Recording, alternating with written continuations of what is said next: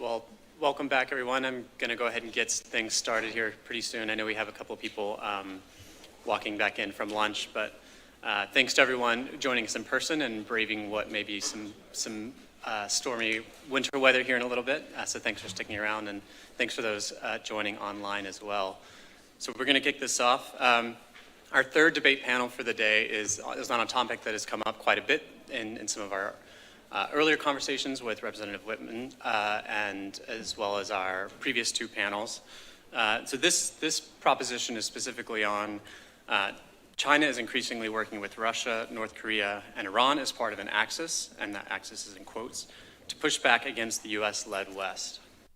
And so, for this panel, we have two phenomenal speakers joining us today, and I'll just briefly introduce them. They have long, illustrious careers, so I'll just try to capture some of their background. Speaking for the proposition, we have Dr. Andrea Kendall-Taylor, who is a senior fellow and director of the Transatlantic Security Program at Center for New American Security. She's also a distinguished practitioner in grand strategy at Yale University's Jackson School and an adjunct professor at Georgetown University's School of Foreign Service. From 2015 to 2018, she was the Deputy National Intelligence Officer for Russia and Eurasia on the National Intelligence Council in the Office of the Director of National Intelligence. And then before that, she was a senior analyst at the Central Intelligence Agency, where she worked on Russia and Eurasia. So deep expertise here on all things Russia, and so I think she'll bring a lot of that particular expertise to this conversation. Next, we have Dr. Zhao Hai, who's speaking against the proposition. He is the director of the International Politics Program at the National Institute for Global Strategy at the Chinese Academy of Social Sciences. He's also a research fellow at Csis Institute of World Economics and Politics. He's worked at various think tanks in China and the United States, including at Tsinghua University. And his research focuses on, most importantly, on U.S. strategic relations, geopolitics in East Asia, and also the Belt and Road Initiative. I would just note that I was just talking to Zhao Hai that we are both alumnus of the Hopkins Nanjing Center in Nanjing, which is a long history of training U.S. and Chinese scholars. So I just like to plug that. Well, with that, I'll just we'll turn it over to voting here in just a second. So truly, maybe if you could walk us through how that works. But if you haven't been here to our previous debates, we'll do a pre-debate poll and see how those results go, and then we'll do another poll at the end of this and see how convincing some of these arguments may be. So to vote, you can just type in the URL on the left-hand corner or scan the QR code with your phone on the right-hand corner. If anyone has any questions or needs help, feel free to just raise your hand and I can come over.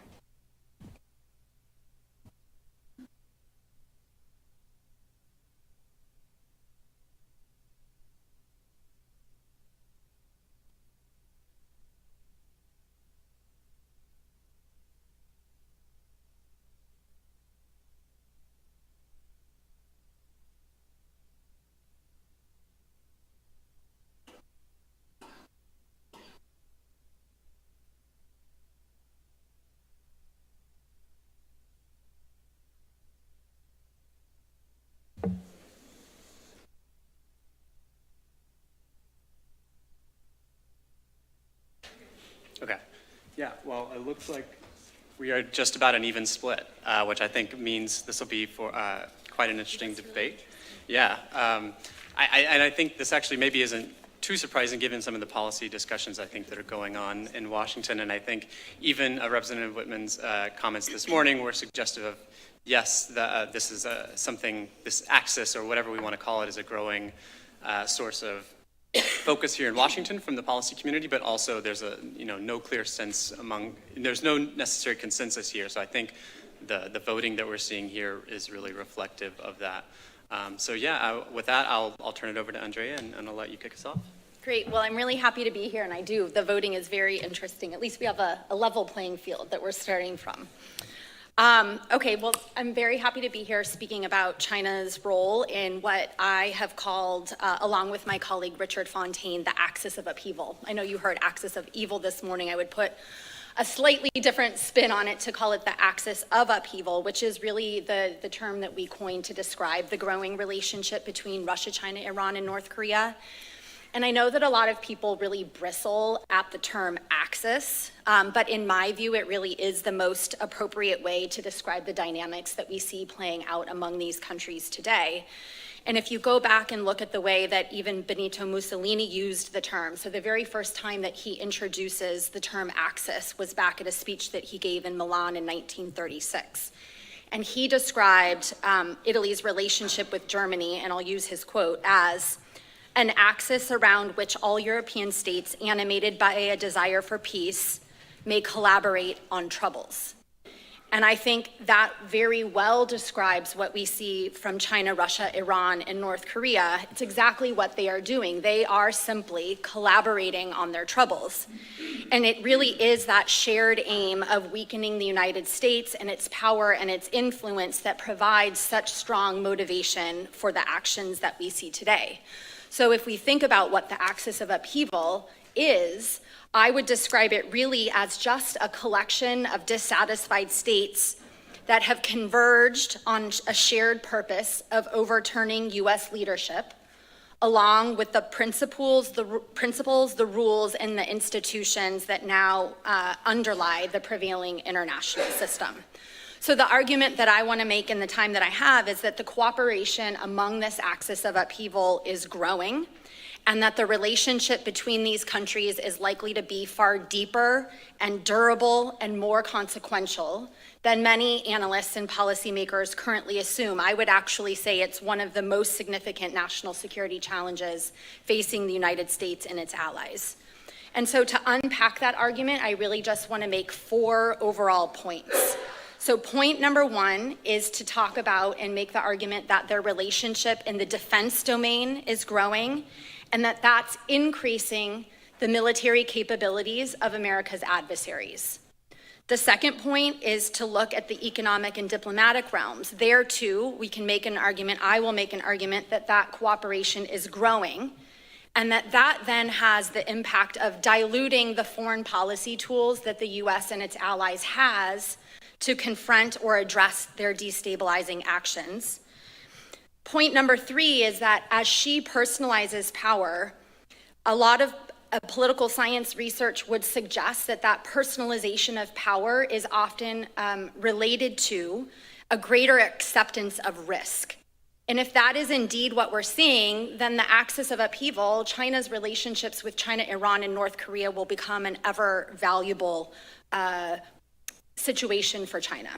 And then the final point is I would argue that they're developing a shared vision of the future that does indeed raise the prospects that their relationship will be durable. So I just want to walk through those, but before I do that, I will say that I recognize that there are long-standing, deep disagreements, there are differences, and there are fissures among all of these countries. That is definitely true. And I also recognize that their cooperation is often happening largely bilaterally in dyads. That's also, for the time being, true. It hasn't really, except in a couple of cases that we can talk about, morphed into the kind of multilateral realm. So I recognize all of these caveats and limitations, and yet what we see is that their cooperation continues to grow. Despite all of these differences and disagreements, cooperation is growing in significant ways that will have important implications for the US and its allies. So on point number 1, military ties, their cooperation, amplifying military capabilities of all of America's adversaries. Ukraine is point 1, 2, 3, and 4 for me. China, along with Iran and North Korea, really has been a critical enabler of Russia's war machine in Ukraine, and it has been a key factor that has allowed Moscow to sustain and prosecute the war in a way that wouldn't have been possible without the backing of those countries. China, in particular, has been Russia's most critical lifeline, the way it's bought up large amounts of oil and gas that's put billions of dollars back into Moscow's coffers, and it has sent vast amounts of technology that Russia has been able to use, things to enable it, machine tools for tanks, propellants for missiles, intermediary goods for gunpowder and explosives, turbojet engines, even geospatial intelligence that provides information on targeting that Russia uses to hit targets inside Ukraine. And it really is that access of technology, the computer chips and chip components, that has allowed Russia to sustain its defense industrial base and again continue to prosecute its war. China has a lot to gain from this. It's gaining access to critical technology that boosts its military capabilities relative to the United States, and it's gained political support for its revisionist aims in the Indo-Pacific. Already before the war, Russia was a major supporter of the Russian military. From 2018 to 2022. Russia supplied 83% of China's arms imports, very meaningful support that helped China develop its air defense, its anti-ship, and its submarine capabilities. They've been expanding the size and scope of their joint military exercises, including with Iran. In this case, it's one important example of at least a trilateral instance of their cooperation. That's important for China because the military is untested. Russia, now having fought in Syria, but in particular Ukraine, is able to share its battlefield knowledge with China, helping it overcome what has been a key vulnerability relative to the US military. And although China has narrowed the technological gap, Russia is a less important military supplier. It is likely that they will move more into joint production, co-development, and there are also areas where Russia remains ahead on satellites, aircraft engine, and other important things. And so if Russia is able to pressure if China is able to pressure an increasingly dependent Russia, then again, it can help boost China's military capabilities relative to the United States. And there's one important announcement I really like to highlight to amplify, or to at least to illustrate, the accelerating nature of their military cooperation. In September 2024, a senior US official made an announcement that Russia is now sharing submarine technology with China. And I highlight that because we at CNAS had done a report back in 2021 that tried to imagine how Russia-China collaboration could develop. And in the military domain, this sharing of submarine technology was at the very outer bounds of what we could possibly imagine Russia would be willing to do for China, given the highly sensitive nature of these technologies. And in just 4 short years, we're already here. And so to me, that really illustrates the extraordinary pace at which this relationship is deepening. Okay, point number 2, it's also happening in the economic sphere, and it's diluting the foreign policy tools that the US and its allies have to confront them. They are learning from and they are aiding each other in how to effectively circumvent US sanctions. I just talked about how China is helping Russia circumvent its sanctions, but it's also happening in other areas. China provides Iran with US sanctions-resistant trade and easier access to advanced technology. And as a result, the Iranian regime no longer fears its own economic collapse. In 2024, Beijing also abstained from the vote to renew monitoring sanctions on North Korea. So they are sharing best practices and working together in ways that dilute the efficacy of Western sanctions. They're also reducing their dependency on the US dollar. The share of Russia's imports that were invoiced in yuan jumped from 3% in 2021 to 20% in 2022. And so it's putting their own economic transactions out of the reach of US economic tools of coercion. It's making it harder for the US and its allies to use these other tools to address their destabilizing actions. And it's not just the economic sphere, thinking in the diplomatic sphere. It's getting harder for the United States to rally coalitions of countries to push back. China's refusal to condemn Russia's invasion of Ukraine therefore made it far easier for countries in the Middle East and Africa to sit on the fence, to not impose sanctions on Russia. They've also impeded US efforts to isolate Iran. So Russia and China together have brought Iran into the Shanghai Cooperation Organization and now also into the BRICS. And you see this cooperation also playing out in the information domain. It's weakening support for US positions. China parroting Russian talking points that NATO was to blame for the invasion.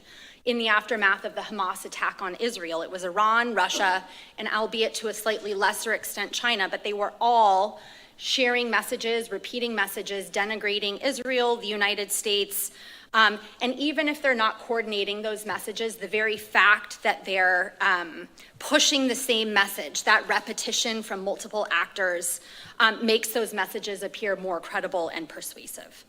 Okay, point number 3 that I want to make is about the growing assertiveness of Xi as he personalizes power. And as I said, there is a great body of political science research that talks about personalist regimes are the most likely to produce the riskier foreign policies, they're the most likely to initiate wars, and they're the most likely to fight wars with democracy. And so I think as Xi is willing to take on greater acceptance of risk, then Russia, China, Iran, and North Korea actually become quite useful. And I would argue that Russia has actually become the pointy end of Beijing's sphere, that it's willing to upend dynamics in key regions in ways that actually advance what China is trying to accomplish. And I think a lot of people will say, but oh, China doesn't want instability. Some of this is too much.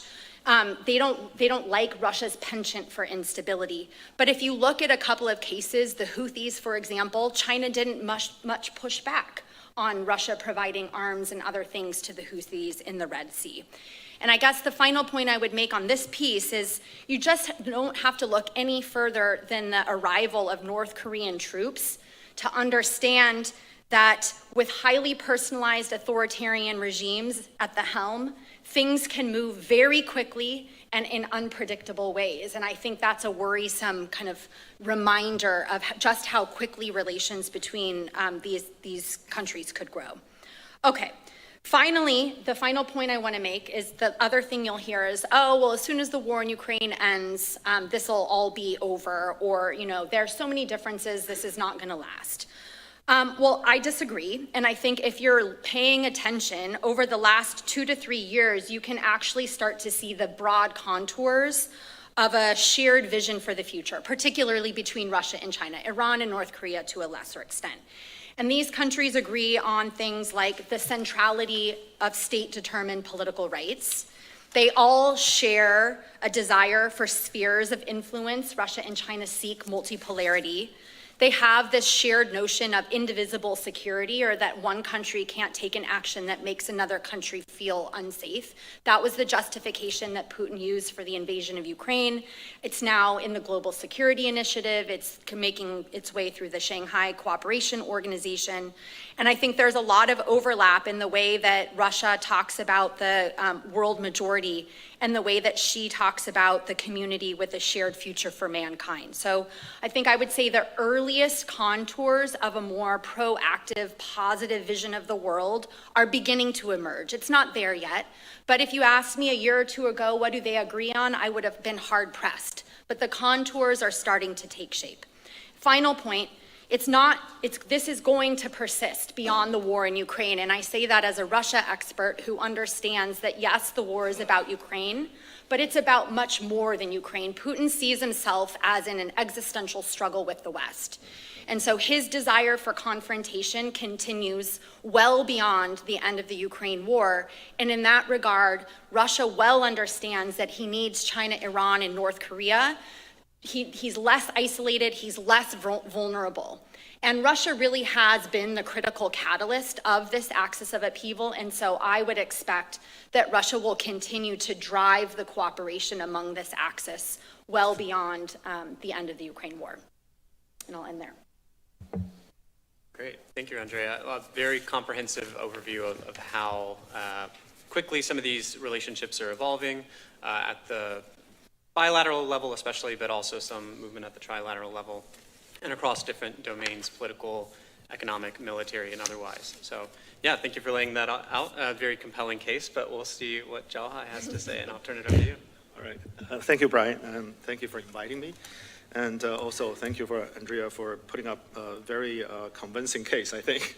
But luckily, I just need to convincing 2% of the audience, and I guess only I need to convince 1 or 2 people sitting in here to change their mind and win this game. But I think one thing I want to talk first, because back in Beijing, we hear about this so-called axis of evil or upheaval thing that is going on in Washington. This morning, we hear about congressmen also talking about this issue. And you have laid out a more convincing case, arguing, point by point, how these countries are supposed to work together towards a same goal. However, I think it's quite easy from a Beijing's point of view to dismantle all of this as a U.S. bias. It's very much imaginary. Because, first of all, from China's foreign policy, there is absolutely nothing that point to a willing sort of coalition of these 4 countries to work together to dismantle the current US-led Western sort of alliance or system. For any stated China's foreign policy goals, there's nothing that China will, for example, prioritize the support of Russia, Iran, North Korea in that order, right? So that's number one. There's no stated goal for that. And number 2, I think if you look at China's letter of diplomacy and which country is important for China, it's very clear the number 1 country from our kind of list is Pakistan. And number 2 is Russia, or Pakistan and Russia probably on the same level. And then after that, you have a bunch of countries that formed strategic alliance with a partnership with China, either comprehensively or selectively, or there's a level of closeness with China. And none of those stated that somehow Iran is above other, like Middle Eastern countries, for instance, Egypt or Saudi Arabia, that is more important to China, right?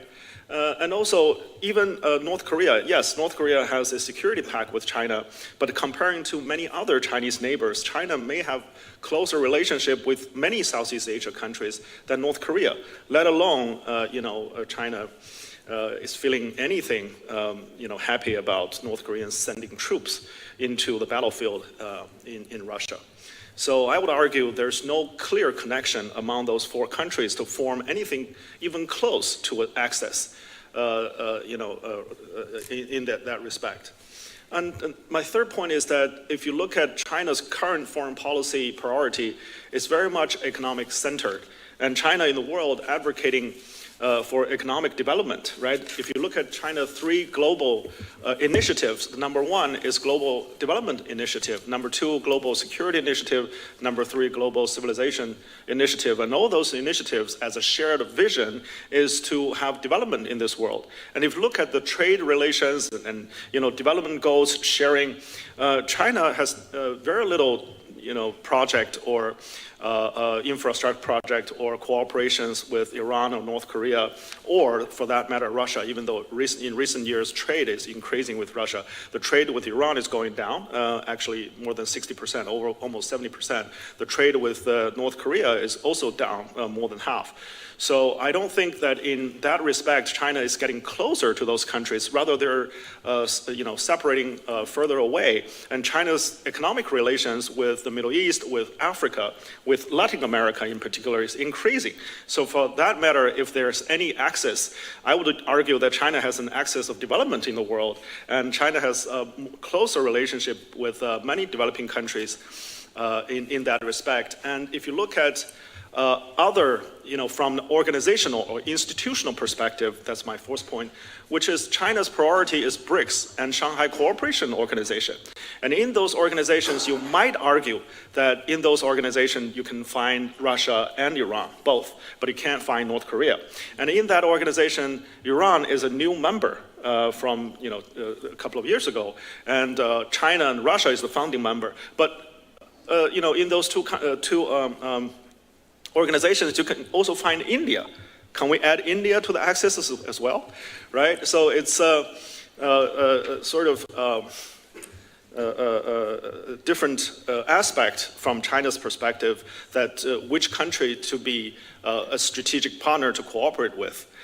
And one thing, I don't have a privileged information about how China cooperating with countries militarily. You put a lot of emphasis on how these countries might cooperate militarily.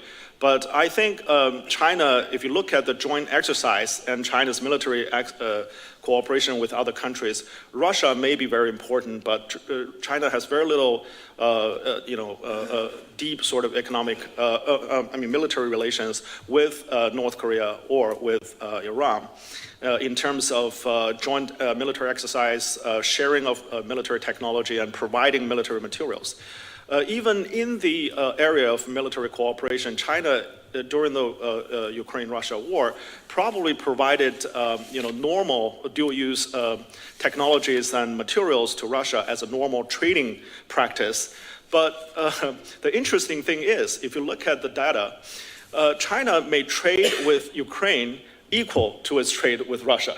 Even though, China and Russia trade is mostly bilateral, right? And China buys Russia oil and gas and then sell Russia many like trucks or other machinery tools and chips. But at the same time, in the battlefield, for instance, both sides are using Chinese drones. And China imposed a drones restriction on both countries.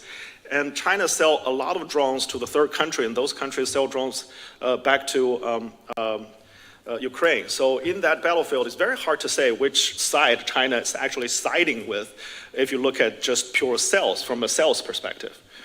Again, China's official position is not supporting the war effort on either side. We have repeatedly said that we need the war to stop. It's not in China's interest because China's #1 trading partner, to remind you, that is the European Union. And if anything, China suffered a lot, the distance, the deteriorating relationship with the EU. So in that respect, actually, I would argue China would align in terms of interest with the United States more than the US realized. We could both cooperate to end that war as soon as possible. And finally, I would say that if somehow those countries work together, as you stated, against the US interest, the reality is that after the Trump came into office, the US interest itself might have changed. Right? So if, let's say, the world is moving towards a multipolar world, I would say the current Secretary of State, Rubio, is agreeing with that goal and realizing that is already the reality. The United States is no longer a monopoly of power in the world. So in the future, I think if the US is no longer trying to pursue a monopoly of global governance and leadership, then these perceived threat of axis of upheaval may not be a reality. If you get rid of the biased glasses and look the reality of the relationship among those four countries, again, I would argue China's bilateral and multilateral relations with those countries is not in any way more prioritized than China's relations with many, many other countries in the world. And China is trying to maintain an open mind with those countries. Last thing I just want to point out, which is China's consistent principle of non-alignment has never changed.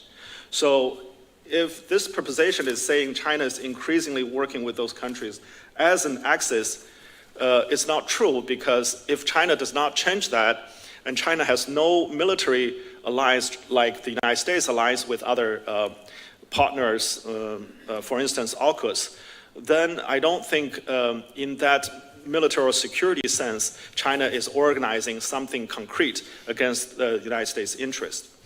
And finally, just I think other than this, there's probably another consensus in Washington that China is not a country.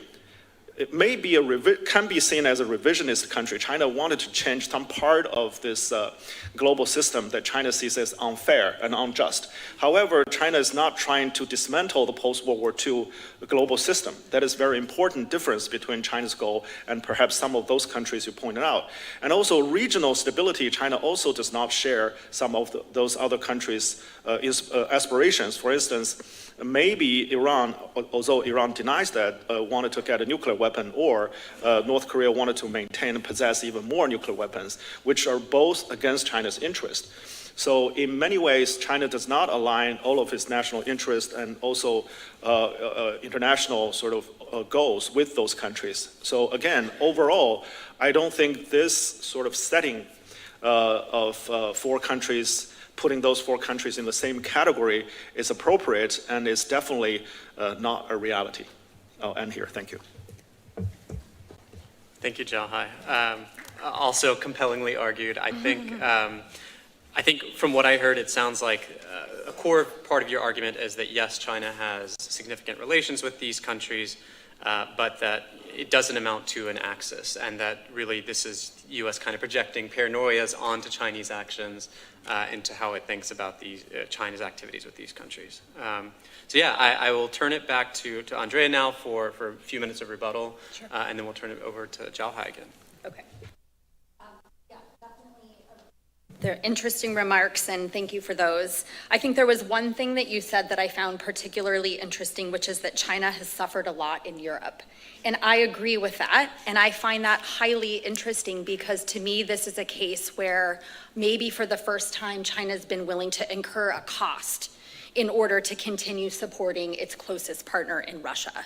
And I will admit, at the beginning of Russia's invasion of Ukraine, there were a lot of questions and really a lack of clarity about how China would respond. But over the course of now this almost 3 years, it has become crystal clear that China is standing firmly behind Russia, and it's not even close to there being any sort of parity between the way that Russia works with Ukraine and perhaps the way that Russia works with China, and the way that China has supplied some drones into Ukraine. I mean, it's really an apples and oranges kind of comparison. And throughout the war, China has been unwilling to condemn or criticize Putin. They've come up with a peace plan that I think was highly unproductive and really not serious. They have made it, again, far easier for countries in the Middle East and Africa to sit on the fence and not impose sanctions on Russia. So I think China, over the course, and then continuing to supply, I would say, increasingly lethal sorts of aid. And again, there's a lot of lack of clarity around whether or not they've crossed that line. You had the UK Ministry of Defense coming out with intelligence suggesting that China had provided some forms of lethal aid. Of course, the United States pushed back on that. But the point really is that China has gotten way up to, if not kind of crossed that line in some ways, and it almost raises a debate about what is lethal aid. So the fact that they're providing intelligence and satellite imagery that helps Russia strike targets, I mean, they have really demonstrated that they stand very firmly behind Russia in this war in Ukraine, and the fact that it has damaged relations with Europe, to me, really speaks volumes of just how important the relationship with Russia is for China. I would say then it also then is highly reflective. I guess one element we haven't talked about is the relationship between leaders and the very close personal ties between Putin and Xi. I've lost count of the number of times that they've met. It's north of 48 times now. And, you know, Xi has called Putin his best and bosom buddy. They have a very close personal relationship, and that has really steered the trajectory of this relationship. Even irrespective of the fact that, say, for Russia, there's a lot of concerns about being an increasingly junior partner. But the line of march is clear. Putin has set the tone. Xi has set the direction. And now what you're seeing is it's becoming increasingly institutionalized, where you have all sorts of bureaucratic efforts, working groups, and other things that are now working at the institutional level. And I would again argue that those repeated interactions are things that form the basis of an enduring relationship. A couple of other points that you made about, China's relationships with Iran and the Middle East. It is undeniable that they have other important relations with the Saudis and others, but it is also undeniable that the relationship with Iran has continued to grow and deepen. Iran has used Chinese components to expand its military drones that it supplies to Russia. So we've seen China being very instrumental in helping Iran keep up the supply of its drones. In 2021, they signed this 25-year agreement that allows the Chinese to basically penetrate nearly all sectors of Iran's economy. Iran is selling millions of barrels of oil to China every month. So yeah, just that because, yes, they do have other relations in the region, but Iran is also a really important part of that. And on the North Korea side, I think that's another argument that you'll hear is that, well, Russia's doing things that Beijing won't like, especially deepening relations with North Korea. But I think the fact of the matter is that Beijing doesn't want to be left out. It doesn't want to lose leverage. And in a line that I've gotten actually from Brian, they're being pulled along in many respects by what Russia is doing and haven't been willing to take a different position. So even in these places where you see a divergence of interests or fissures in the relationship, the overarching imperative has been to kind of compartmentalize those tensions to avoid them spilling over and tainting the much larger imperative, which is having a strong relationship with each other to be united in taking on the United States and its allies. And I think I will stop there. Jai, back over to you. Yeah, I think, Andrea, you've described bilateral relations again and again, but again, there's no axis among those four countries. That's my main argument. There's no axis. Historically, China was and will continue to maintain good relations with all those countries. There are historical ties. I don't want to expand on that, but that does not mean that those countries will form somehow an axis or alliance against the United States and work in coordination against the U.S. interest. So that's the first thing. And second thing, I don't want people to confuse consequence with intentions. China does not have an intention to support Russian war effort in Ukraine.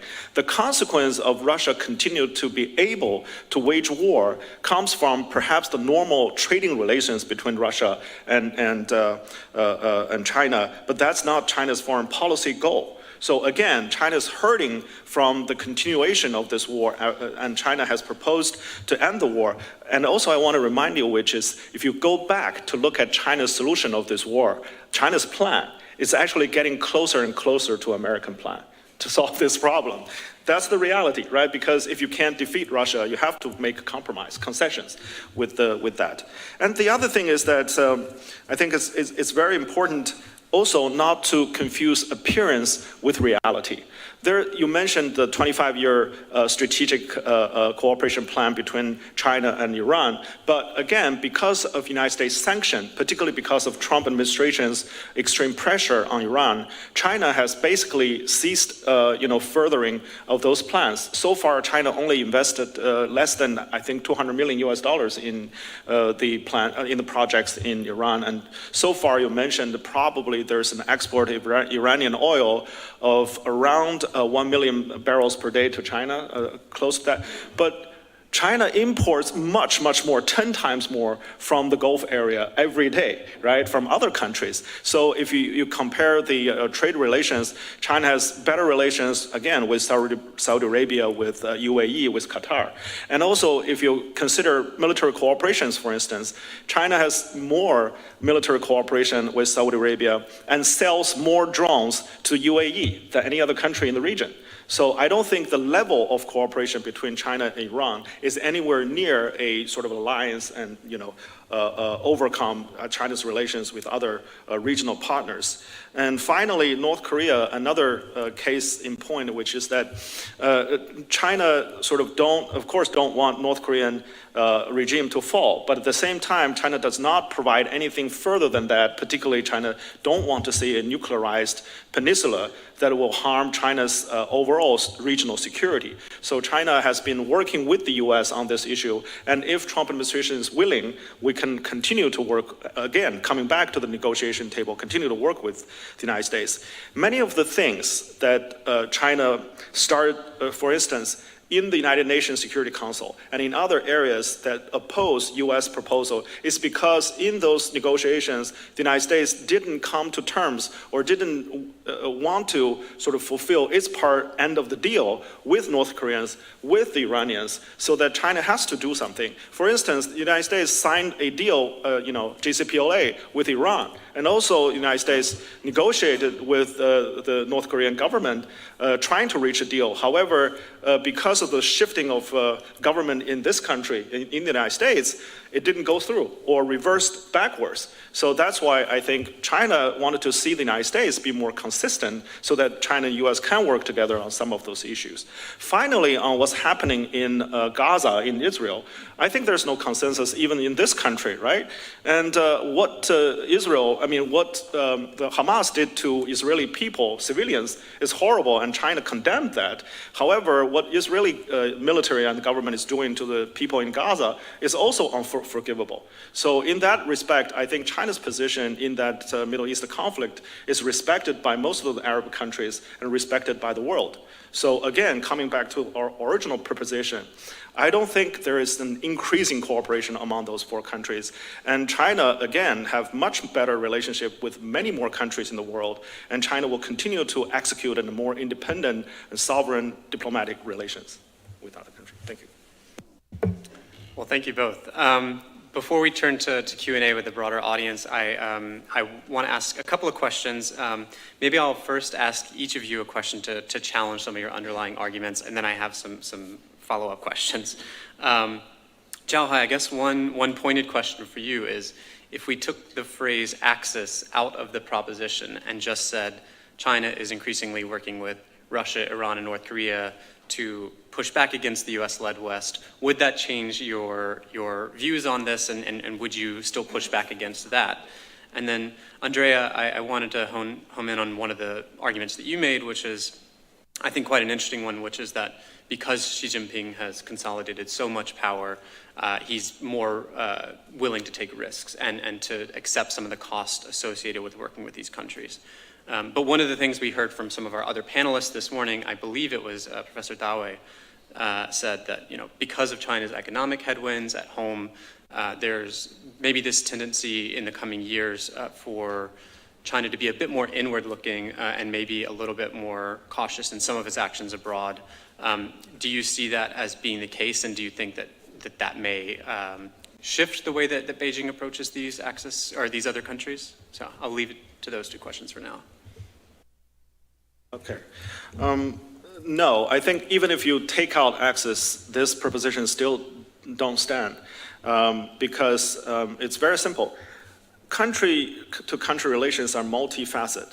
On a certain level, for instance, those four countries share common interests, which is under US sanction or when the US is going too far or not fulfilling its own obligations. So in that respect, those four countries may have a common ground to oppose the United States or US-led West. However, in many other areas, as I stated before, on regional stability, on denuclearization, on a more closer economic cooperation, on the support of current trading system and global governance, in many aspects, I don't think these four countries share common ground. And again, I would argue that China shares more common ground with many developing countries or global south on the issue of, for instance, climate change, on non-traditional security. And also, if you look at China's top project, the BRI, China has many like other closer relationship with many other countries that are willing to cooperate with China on those issues. So again, picking out those four countries, I would argue, is very much a US bias. It's not reality. Thank you. Okay, on your question, so does an inward, maybe more cautious or more vulnerable domestically China need these countries in the same way? And I guess I would argue that yes, then those relationships are just as important in that case as well, because the overarching imperative or objective for China is to undermine US power and influence, but probably the point before that is even regime stability. And China well understands that Russia, along with these other countries, have no interest in meddling in domestic affairs, and actually repression and other support that they can provide can help secure the regime domestically. So I think that kind of China that maybe is facing greater headwinds will look to relations with Russia, but also Iran and North Korea to help offset some of its vulnerabilities. It will look to them to try to insulate them more fully from U.S. economic tools of coercion, especially if this is happening at a time where U.S. confrontation is rising. And it will use relations with those countries to also help with power projection and to continue to demonstrate its willingness to confront the United States. I mean, one of the things that we didn't talk about also are some of these joint patrols and military drills that they've done with Russia.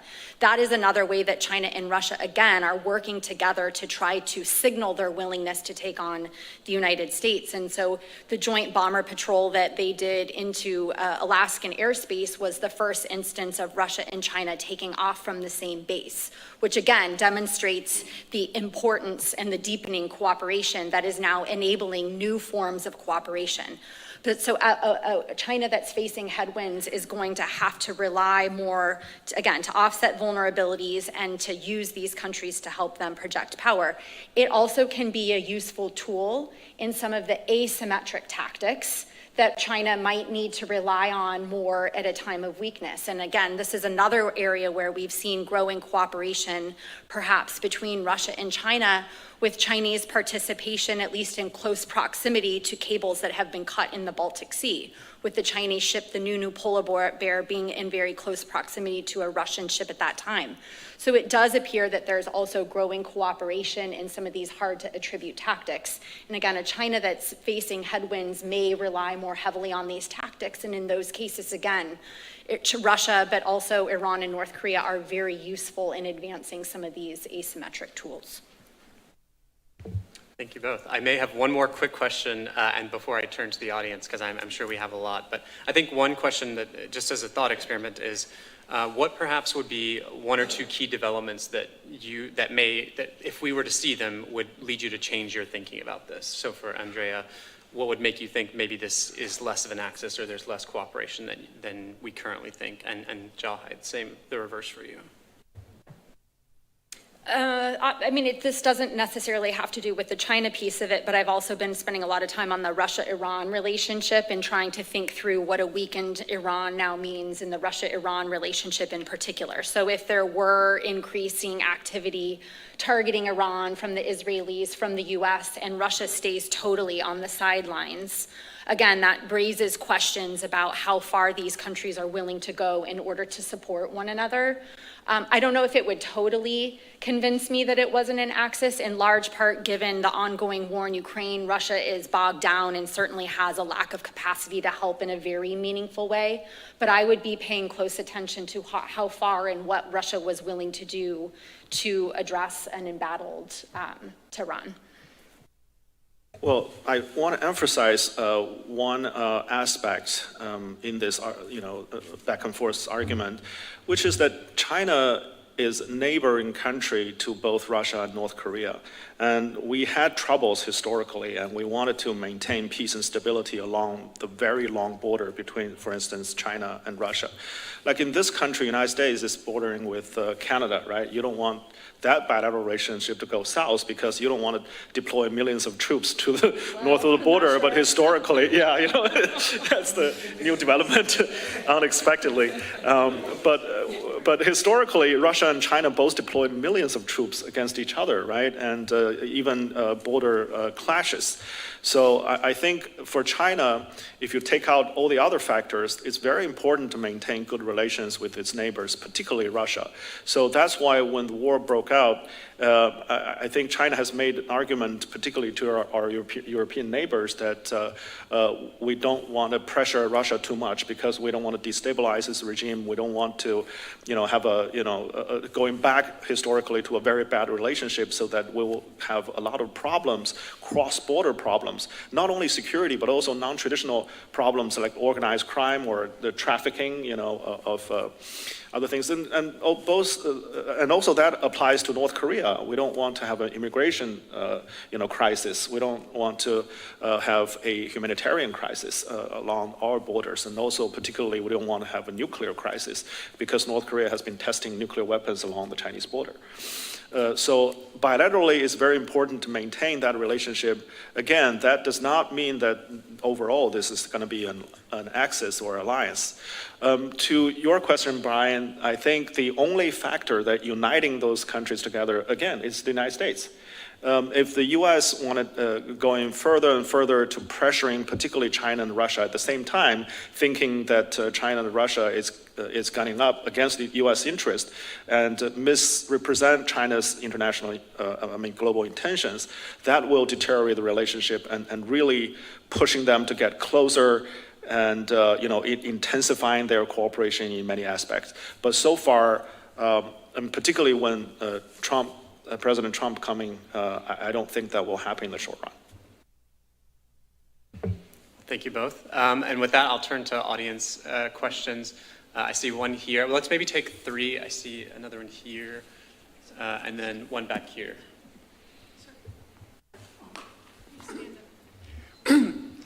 I find very interesting the exchange. Thank you. I learned a lot. I want to ask a question to Professor Shao. Your statement was that this relationship between China, Russia, Iran, and North Korea is an American analysis bias. And I was wondering if bias means, in this case, in your thinking, that there is a nuclear and national security bias, because these countries are nuclear countries. Iran is near nuclear, right? It's not for sure. So there is a bias. This is the kind of bias that you mean, or can you explain better what you mean by bias? Okay.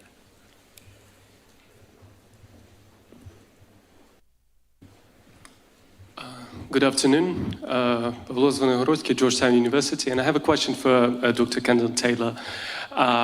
So we now see that the new American administration is trying to compel Russia to the negotiation table and to negotiate some kind of ceasefire in Russia's brutal war against Ukraine.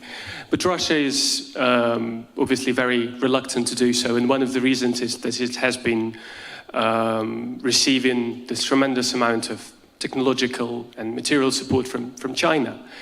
So what do you think the new American administration could do? What tools could they utilize to press China or to incentivize China to limit their support? Thank you.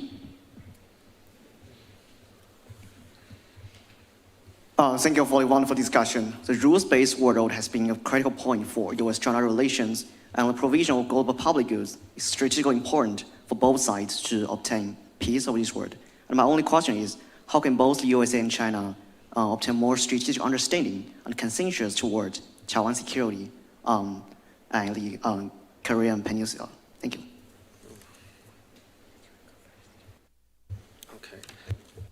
All right, I'll go first. First, to your question, I don't necessarily understand your question, but I think you are asking me whether or not, what do I mean by bias? I think it's, I think in the United States, there are two thoughts, my understanding. One is that some people in this country want to see the emergence of this axis of upheaval or axis of evil, because then they have a target. Then they can mobilize and act against this so-called axis of evil, right? Increasing their military expenditure, convincing their allies that they can, tightening their control of the alliance system. And that's pretty much what's been stated by the previous Biden administration when they want to reinforce their own China accusing of Cold War-like alliance in the region and around the globe. So I think that's one camp. And the other camp is that they worry that those four countries are going to move towards that goal. And they wanted to disrupt that process. And one thinking is that how to drive a wedge between China and Russia in particular, and then turn Russia against China so that the United States can encircle China. But either way, I think, again, my argument is it's very consistent, is that is not reality. That is not what China is thinking. That is not what China's foreign policy is based upon. So no matter what, it's just serving American interest or a sort of particular vision for the United States towards those four countries. And in terms of nuclear states, I don't think that globally we recognize either Iran or North Korea as nuclear state from a legal perspective. And even if those countries have nuclear weapons, there are many other countries, India, Pakistan, or Israel also have nuclear weapons. I don't know if that's have any impact on whether or not those four countries stand together. And Andrea, I think that second question was for you, and I wanted to turn the third question about Taiwan a little bit fit into this panel by asking, one of the growing concerns here in Washington is about the risk of opportunism between the partners or opportunities for dual contingencies or risks that may pose to the U.S. So I'm wondering if you could just speak to some of your thoughts on, how China's relationship with these other partners may factor into, concerns about Taiwan or Taiwan contingency and things like that. Okay, so how can we press China to kind of reduce its support to Russia? Obviously, this is a question that the Biden administration was grappling with and recognizing that you have to kind of thread the needle because you do too little, you create a permissive environment for this to happen, you prolong the war, you press too hard, and are we going to, again, create conditions that are pushing Russia and China closer together? So that's kind of the conundrum that I think policymakers have been grappling with. So there are other ideas that are circulating out there. One is that you kind of start to hold Beijing responsible for the behaviors of its partners, Russia, Iran, and North Korea. I find that to be a fairly compelling argument. The secondary sanctions one is the one that's been talked about the most, and I think could re-emerge, particularly if President Trump finds himself trying to build and create more leverage in a negotiation. Because I think the most important thing you said is that Putin is not ready to negotiate. He believes he's winning on the battlefield. And so I do think over time you will see President Trump searching for ways to create additional leverage in this negotiation because he's not going to want to look weak. And so things like secondary sanctions on China might work. Europe is another kind of avenue that people have talked about. How can we compel the Europeans to take a harder line on China so that China understands that there are costs that come? That may be more difficult under a Trump administration, given that we're talking about a trade war and other things. But I do think that this incoming administration is going to be looking for ways to bring Europe along to pursue a harder line on China. And so given that this is a war on their continent, maybe one direction that the European states are more willing to go.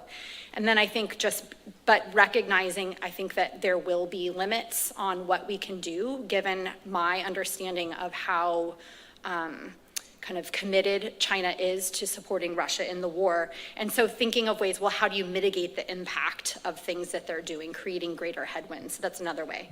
And then on your question on opportunism, so I, again, being a Russia-Europe person, don't know the contingency in Taiwan, but we are definitely working on that in the other direction. And I would argue that if the United States were engaged in the Indo-Pacific, it would be incredibly tempting for President Putin to try to poke and prod and test NATO at that moment, understanding that the US might not have the bandwidth or the resources to come to NATO's defense in the same way.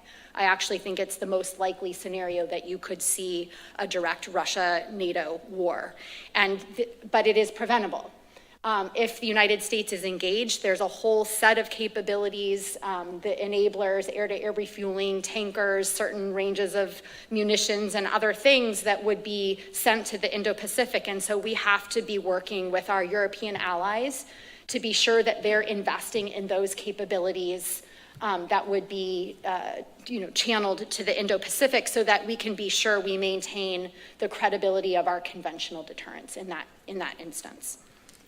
Can I respond to that? Sure. I think that's precisely what you would do to actually intensify the cooperation between China and Russia, because China did not want to go there, but because the United States is trying to bring NATO into our region, or we call it a globalization of NATO, or to try to set up a NATO-like alliance in the Asia-Pacific, in the Indo-Pacific, that is intensifying China's worry or concern of its own security in the region. And in that respect, if China cannot sort of push back alone, then China needs help. And the only help would probably come from Russia. And that's very much the reason why when the war broke out in Ukraine, many Chinese sympathize with the Russian position because they think NATO, particularly the United States, is pushing too hard against Russia and harming Russia's national security.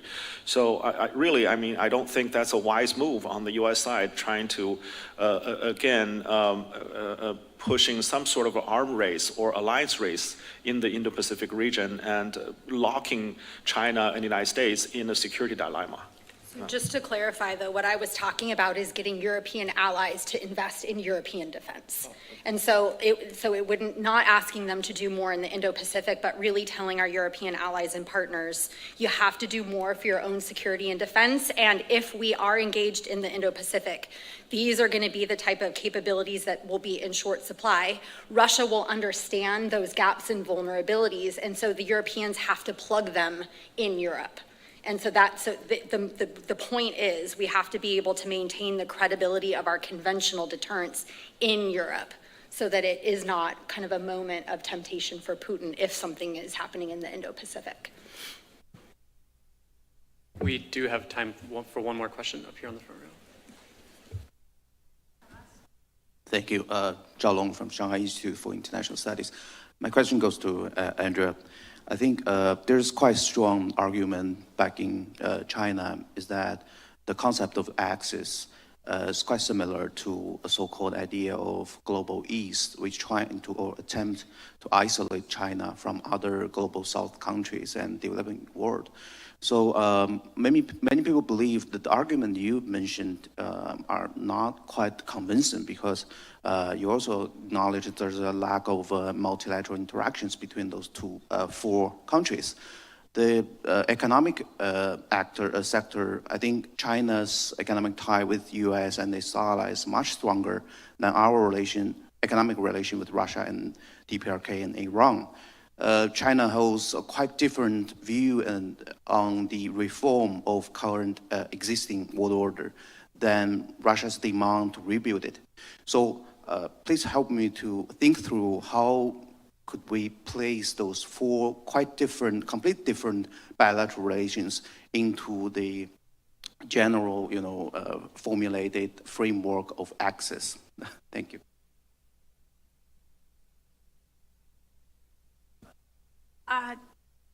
Yes, based on the discussions of this debate and the back and forth, it makes me to believe that what we're really talking about here, China, is more a transactional activities rather than alliances.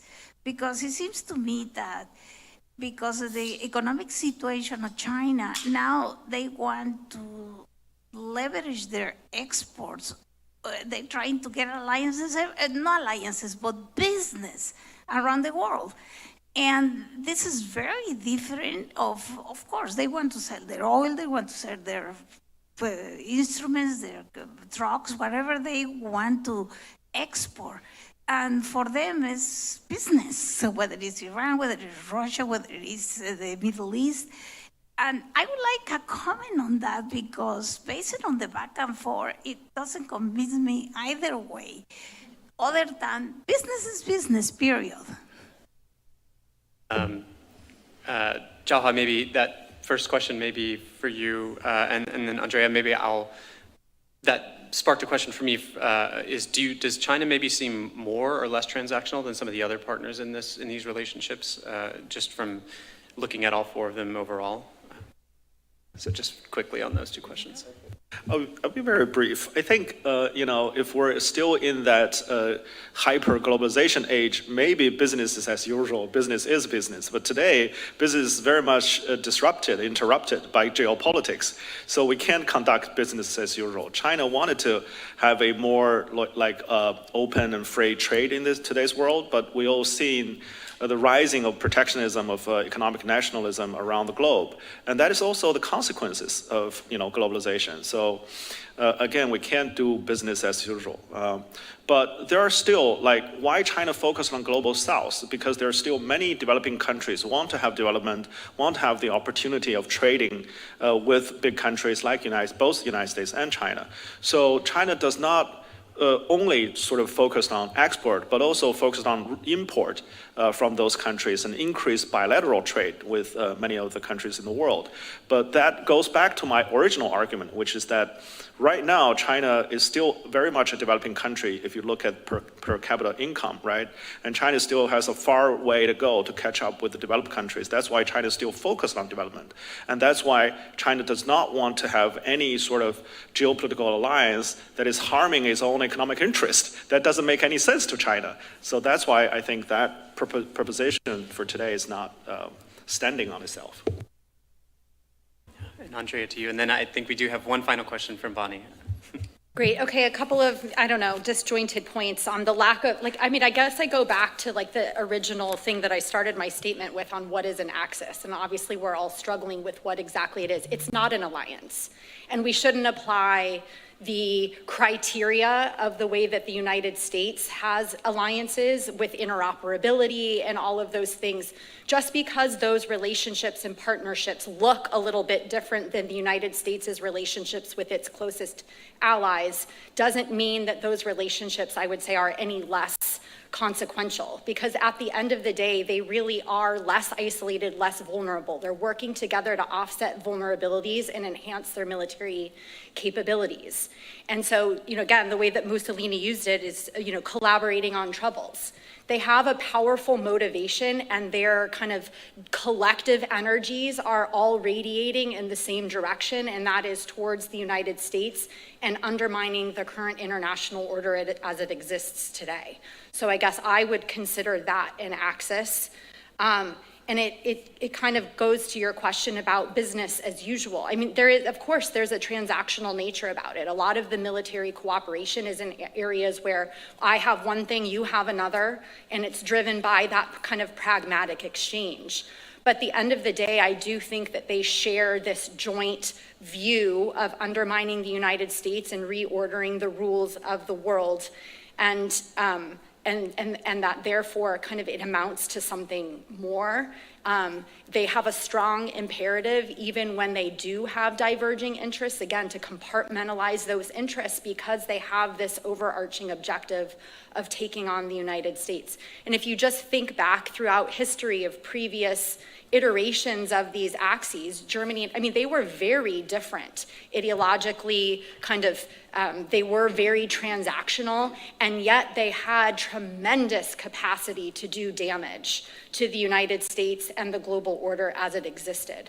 So part of, I think, my answer is just, they don't have to be aligned on every instance. They don't have to share an ideology, although I do think that that's coming. And that one last point is, when there's been instances throughout history where you've had shifts from a unipolar to a competing order world, the emerging order always begins as something of an opposition. It's clear what it wants to tear down.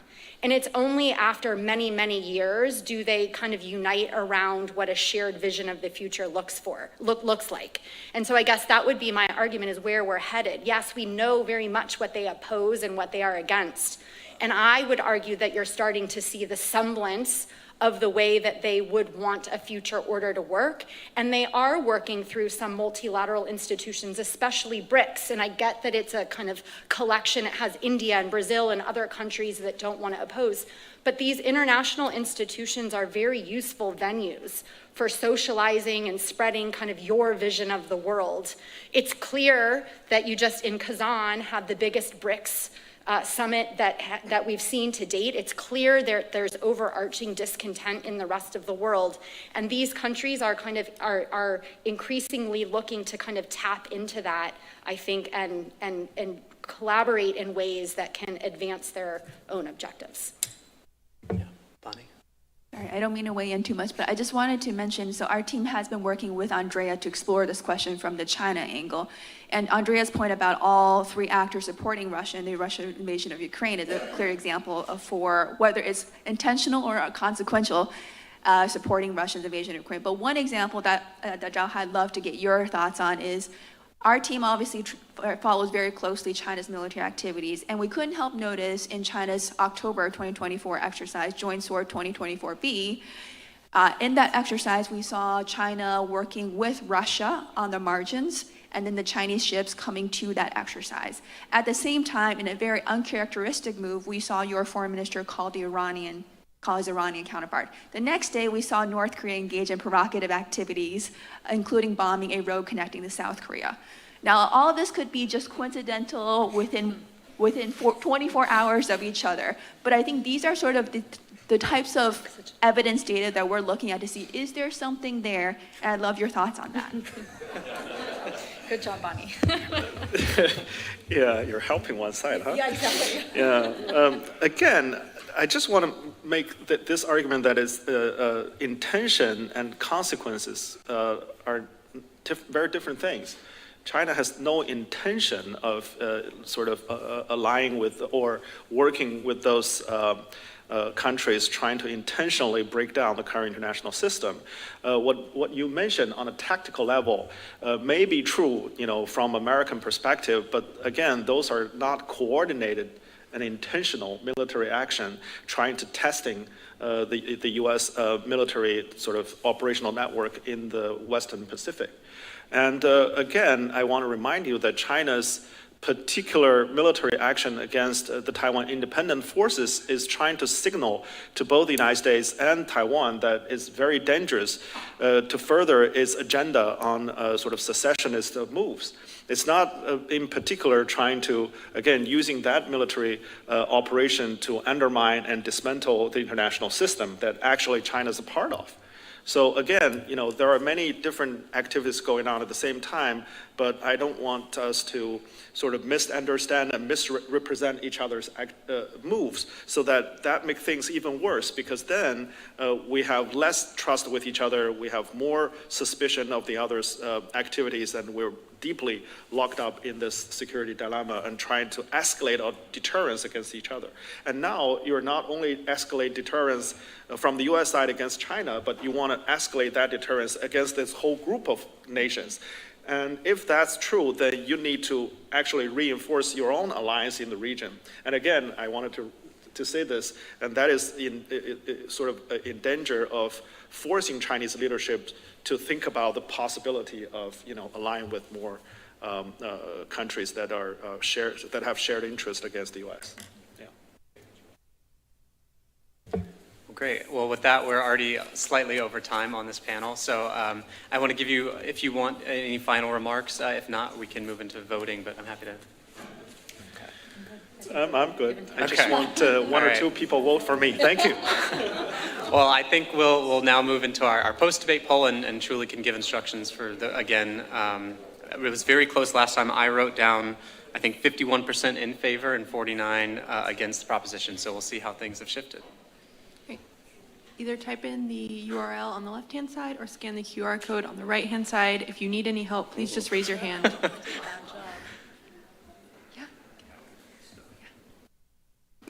Okay. Coming back. Where's your camera?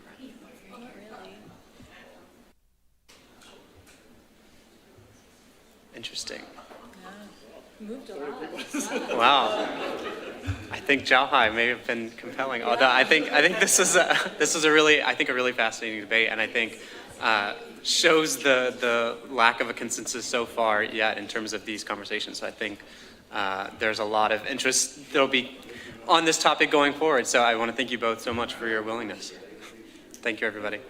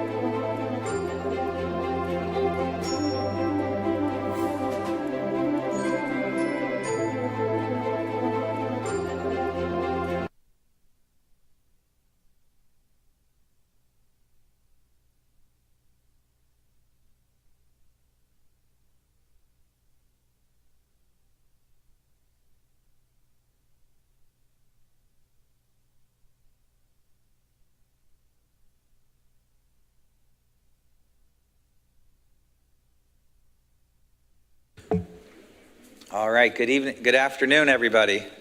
Welcome to the final panel of the day.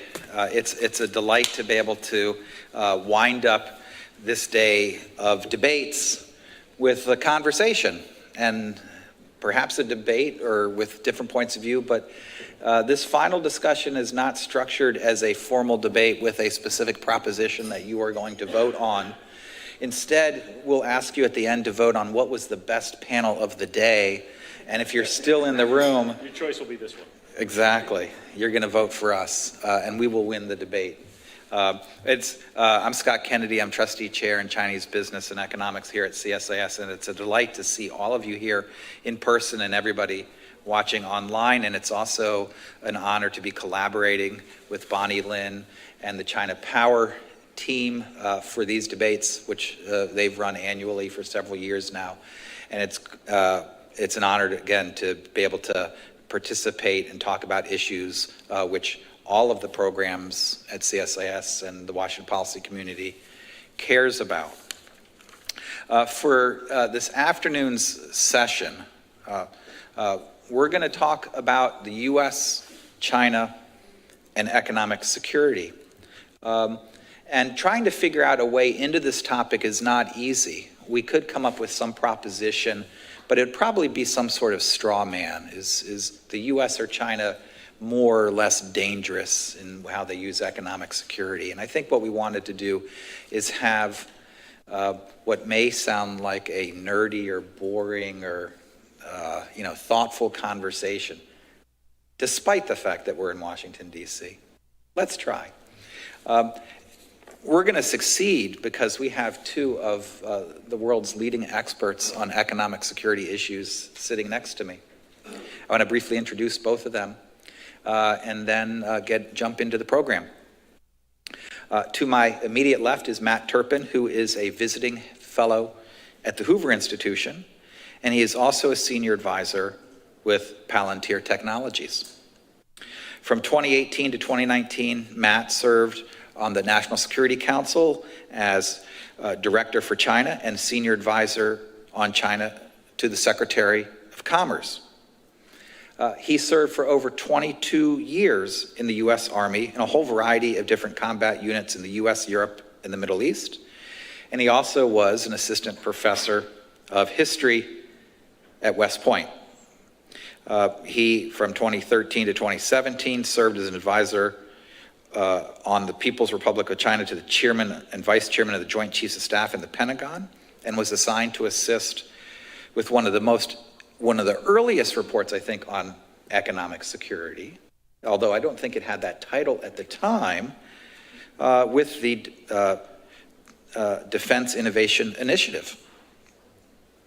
And from 2010 to 2013, he was Chief of Crisis Planning at U.S. Pacific Command in Honolulu.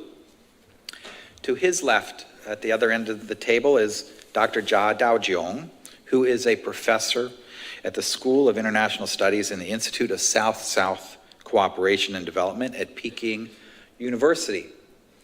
His school has hosted me on numerous visits to Beijing, and I have had innumerable excellent conversations with Professor Jia.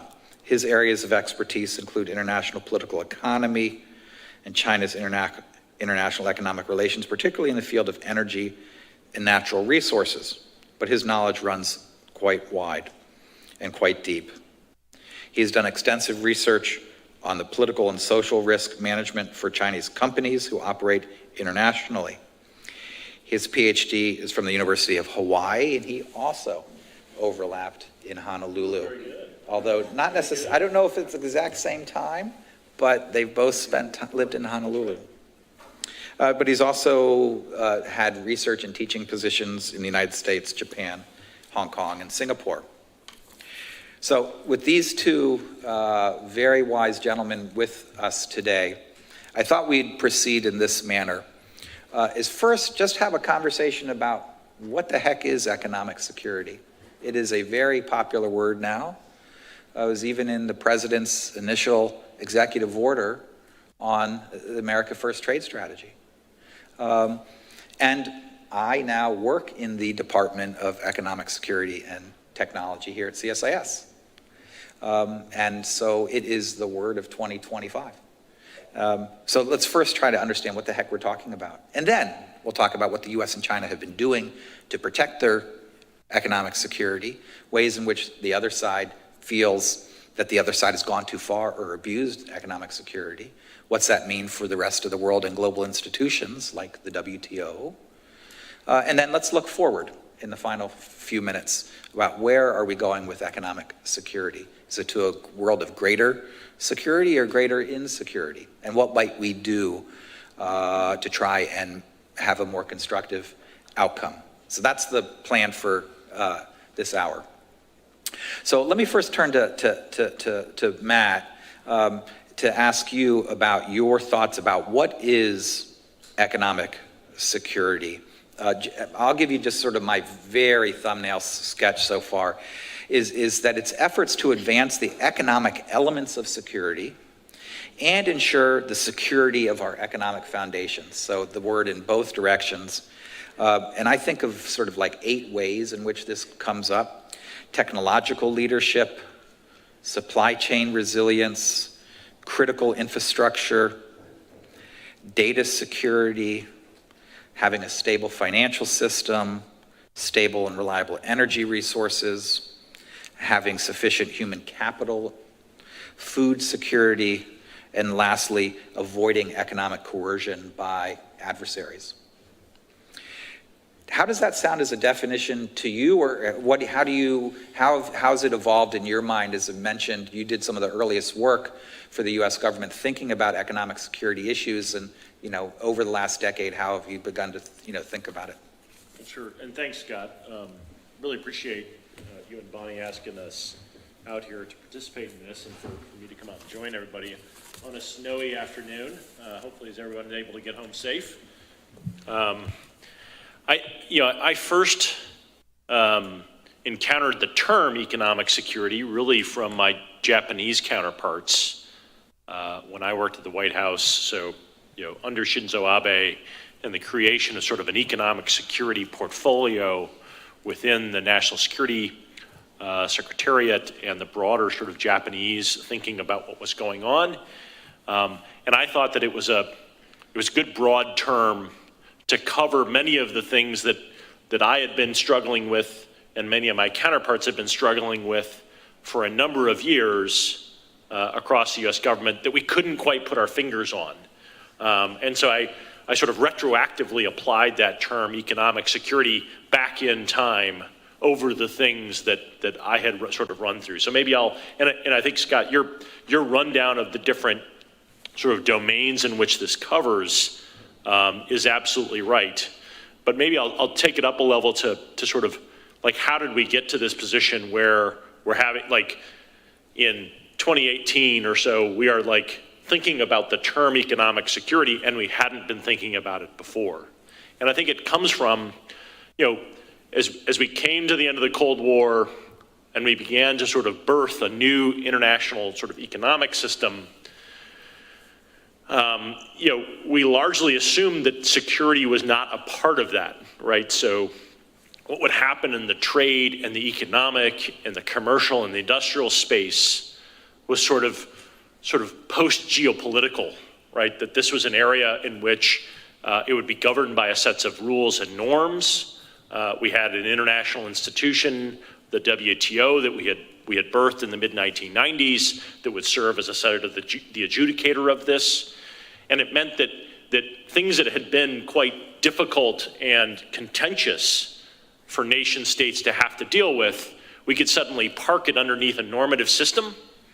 And in doing so, we would take out a lot of the heat and light that had come from those sorts of things, and we could sort of settle into sort of normalized relations that would get towards mutual benefit and allow for sort of positive sum games to take place, right? That's what the assumptions were. I think that's a noble effort and that folks were sort of deeply committed to it, not only in the United States, but around the world. And I think we had partners sort of everywhere who understood that concept and how they would do that. And I think what we found certainly by, a decade to a decade and a half after China's entry into the WTO, is that there was a lot of stresses on that system. Because some of the assumptions we had made about China's accession to the WTO and the kinds of things that would happen didn't necessarily play out. And it began to open up real concerns inside places like the United States, but also in Tokyo and other places, that the economic domain and the sort of domain of international trade and commercial activity and industrial activity was becoming an area, again, of geopolitical competition, and that we needed to then take action in that space, that it was incumbent upon us to figure out what that is, and to begin to take action on that. And so therefore, many of the tools that had been, that we had used in an earlier time, whether that is things like tariffs, things like export controls, investment screening and investment restrictions, all things that this normative system was to sort of bring down to an absolute minimum, suddenly are then being applied again, and we're having to think through how to use them again. And to me, where we found ourselves is that, certainly by 2018, 2019, the sort of the slogan "economic security is national security" was becoming sort of widely accepted in ways that in 2000 or in 2010 would have been seen as sort of odd and misplaced. And so it suggested that there had been a change that had happened during that time. And while I think that this was a dynamic process in which both countries are sort of doing this at the same time, because certainly Beijing is going through these same sorts of concerns, this is what gets us to an adoption of this concept and these sets of terms, and then the use of these tools in a U.S. concept, in a U.S.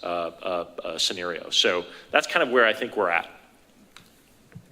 That's very helpful engagement of the question about what the heck are we talking about and how did we get here? And you told a very nice, very carefully refined story about that. Let me turn to Dao Jiong and your sense of how comfortable you are with this kind of definition of economic security and the story that Matt told about the evolution of why it's become so much more salient in the world as a result of expectations about the post-Cold War era that were not met.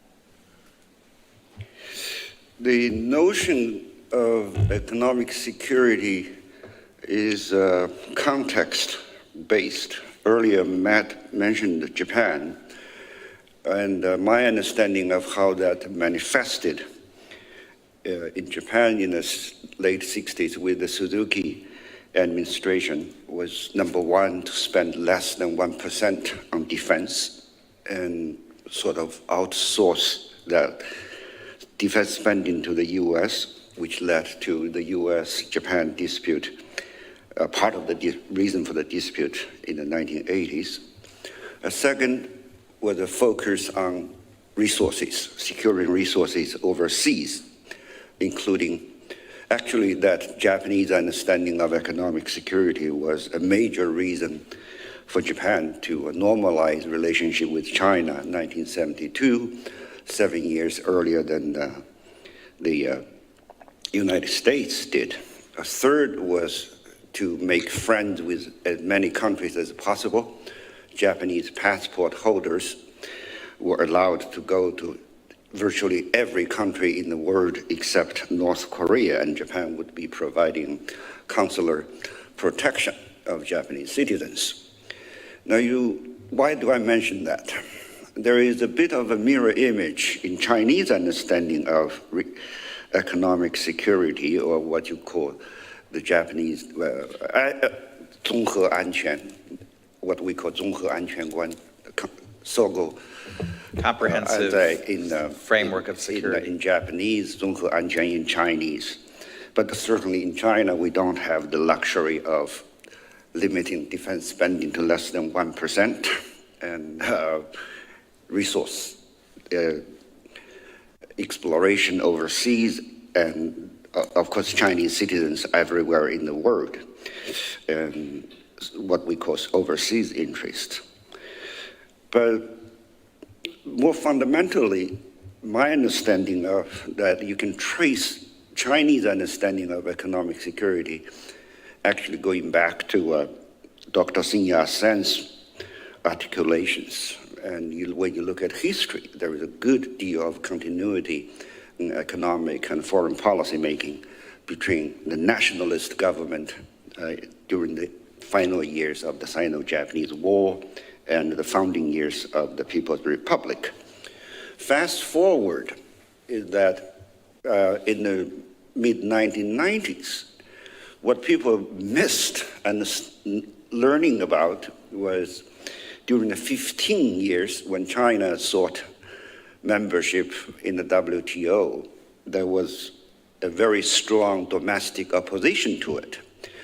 Academics, Chinese academics had an analogy about joining the WTO, saying this was going to be dancing with the wolf being the WTO, right?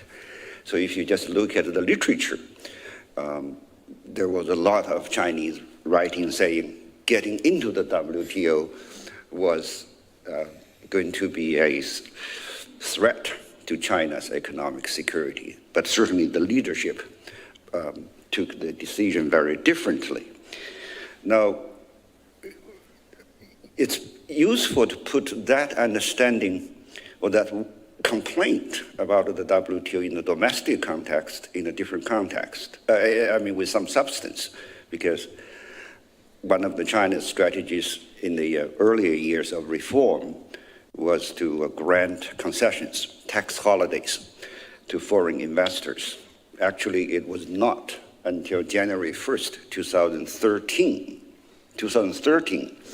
when the foreign investment FDI companies and domestic companies were asked to pay the same corporate income tax, because prior to that, domestic companies were asked to pay on average 30%, and foreign companies were asked to pay 15%, and that was standardized only in the beginning of 2013. So there is a long context, and of course we can go on and on, we can do a textbook understanding of that. I want to end this by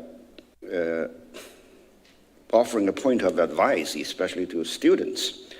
Scott earlier mentioned the 综合安全观 that is associated with the Chinese Communist Party, especially since the 18th session. But if you heard what I had just said, what's said, the fundamental element, as I understand, in the comprehensive approach, or what I think is better translated as holistic approach to security, is that development is the foundation of for security, and security is a guarantee for development. It sounds a little bit dialectical in the Chinese way, but nevertheless, it suits a domestic historical context, and it's not meant to be, let's say, a denial or a rebuttal of the same vocabulary of economic security or other forms of security in other contexts. Super helpful. I want to ask one more sort of general question before we dive into the US and China. And I think at some point we're going to open to questions on the floor, right? Okay, super. So you all get your questions that you're thinking, and those who are watching online, you can type in your questions and they'll be forwarded to me right to the back of my brain, and I'll be sure to utter exactly as you type. So there are a couple controversies around economic security in general. I want to ask you about two of them.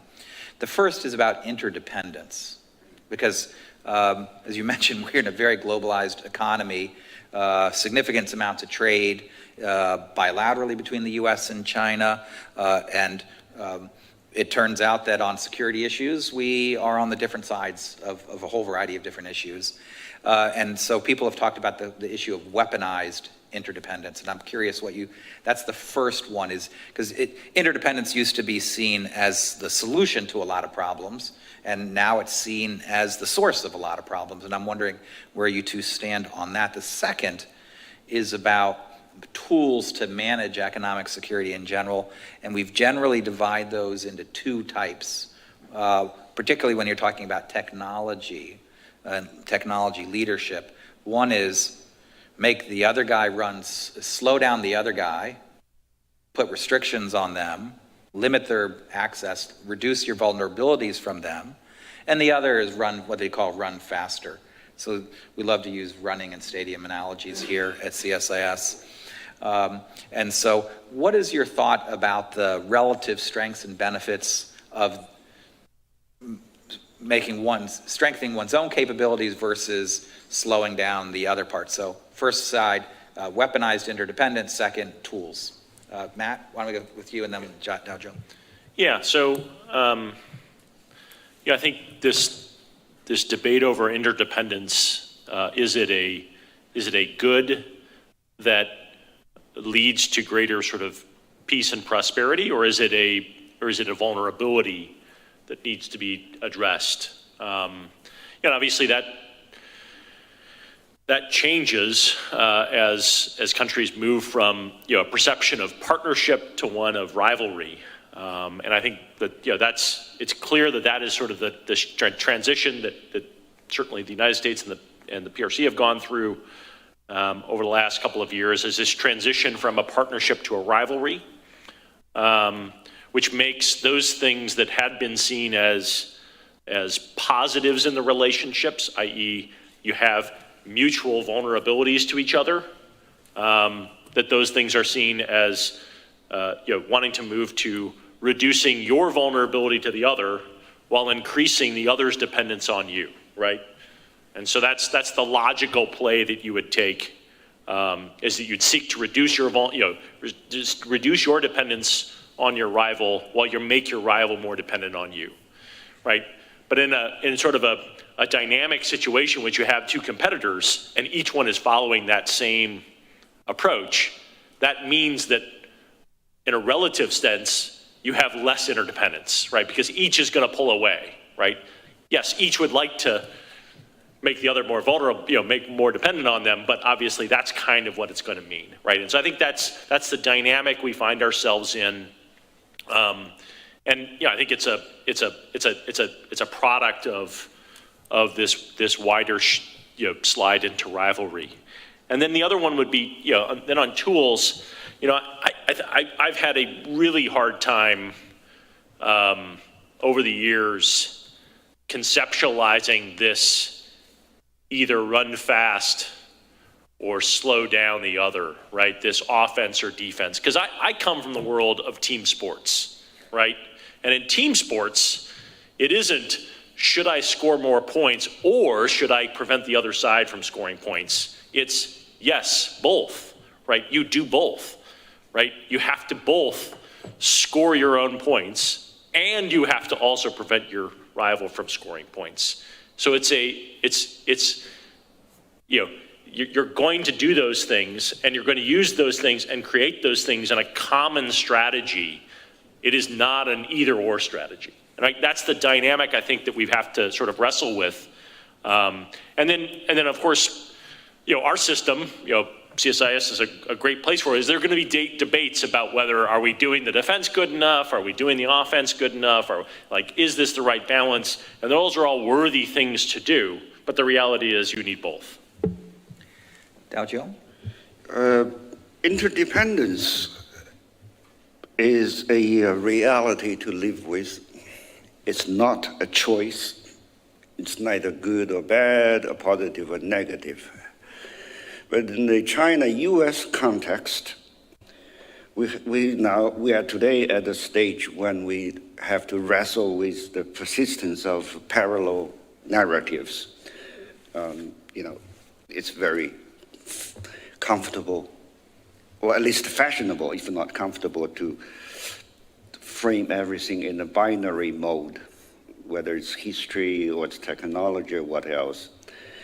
I'm reminded by an episode of a conversation between Premier Zhou Enlai and Richard Nixon in Hangzhou when they tried to, they agreed on the premises for resuming contacts between the two governments, saying, well, actually the two countries are in a parallel relationship, not adversarial, certainly not directly opposing each other.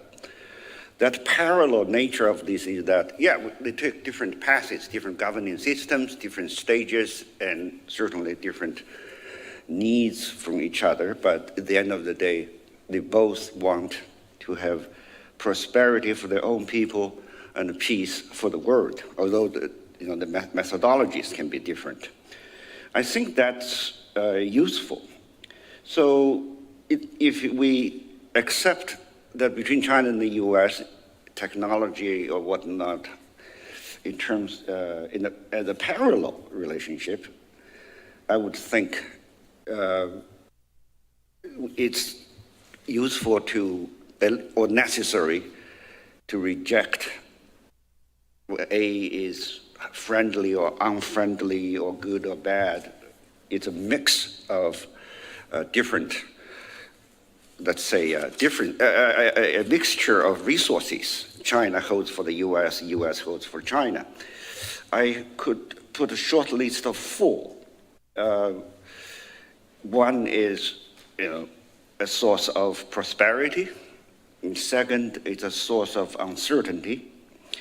A third is a source of anxiety. And the fourth is a source of unpredictability. Out of all this, I would think each society, each governing body, the real competition is in self-reflection, is in introspection, self-change, and although rhetorically, for political reasons, it's difficult to admit that one is going the way of the other. Now, asking about tools, especially on technology, gosh, run faster, hit harder. I hope China would one day have that unique choice America can afford to have. We can't afford that. We have very weak in technology, and we have a long way of learning. In the technology race, it's happening every day, right? So, number one solution as a tool is to practice self-help or self-strengthening. And second is to adapt. No, self-help is different from self-reliance, right? You're still open. Second is that you adapt. Adapt meaning you don't just accept the vertical integration. Sometimes you work towards a horizontal integration with whatever technology systems you can lay your hands on. The third is to iterate. Iterate meaning, yes, you do need to work to make it simpler, make it cheaper, and diversify the applications. I would take TikTok and DeepSeek as examples of iteration rather than imitation, imitation would be an accepted strategy if you accept vertical integration of technologies, either in a domestic context or cross-national context as the proper choice. But iteration means, yes, please do go ahead and try to improve on it in ways that are feasible, at least however momentarily that is.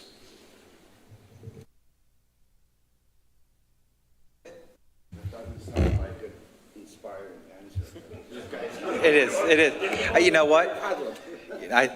It's super helpful. And I appreciate everyone going through what may sound like an economic security 101 conversation and seminar first. But I think because it's so new, and also because we want to make sure that we have some of the framework of the conversation before we jump in. But now it's time to jump into some of the specific things going on in the bilateral relationship. And I want to really ask both of you, given this framework that you've explained, sort of the evolution in history and things, is, obviously both sides are deeply concerned about some of the economic security measures that the other have taken. Sometimes they think that they've used economic security as a excuse for industrial policy. Sometimes they think they've just they've sort of over-engaged in protecting their security at the expense of the other. And we've got a whole variety of different kinds of examples of this. On the Chinese side, you've got things from the Great Firewall to the idea of secure and controllable technology. On the US side, Matt was there at the origins when the US decided to focus heavily on 5G. And of course, we've imposed a variety of restrictions on semiconductors and stuff since. Matt, from your perspective, where is China, where did they cross the line?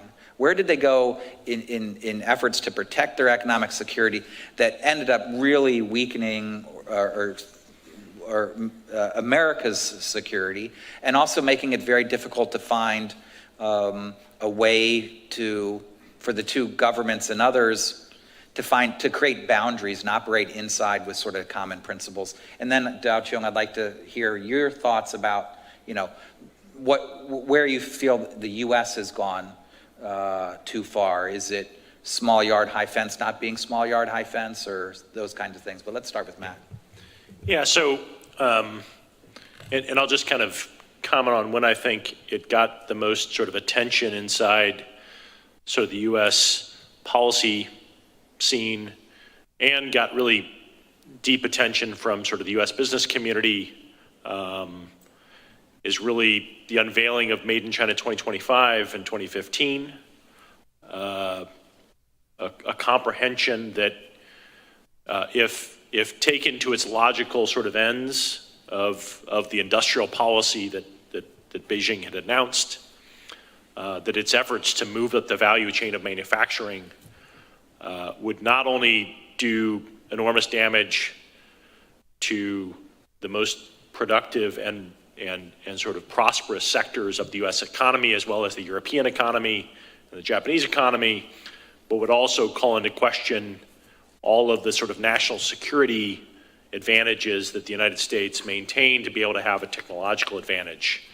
And so it was that sort of policy that really kicked off a set of discussions across the US policy system about how do we deal with this. And so, if we take a look at like what time was that, right? So that's the last 2 years of the Obama administration.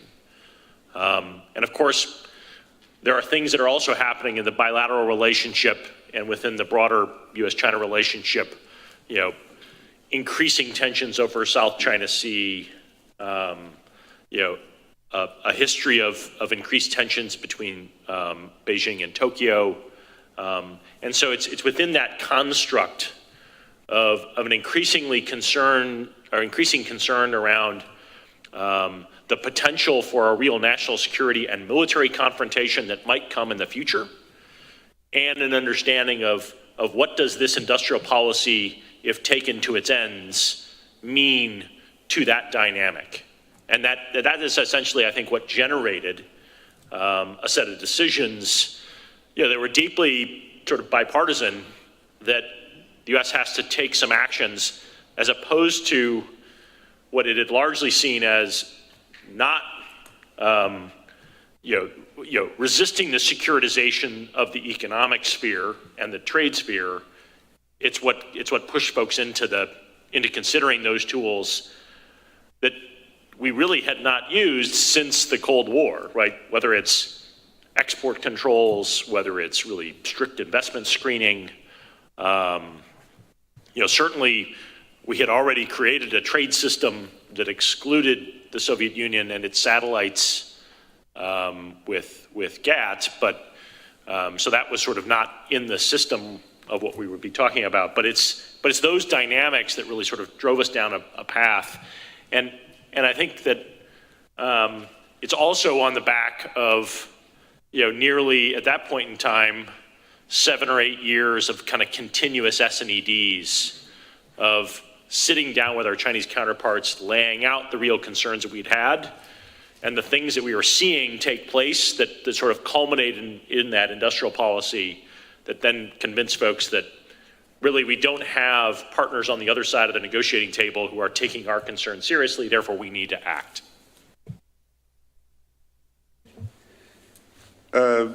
I can't stop recalling an episode at Beida, my university, when one of the original authors, one of the very authors on the team from the Ministry of Science and Technology, the authors of that Made in China 2025 document. And he was very, very self-defensive about the document, because domestically you have a lot of people saying, well, look, that one document played such a powerful role in upsetting the Americans and everyone else around the world. Of course, you know, I can't be representing him.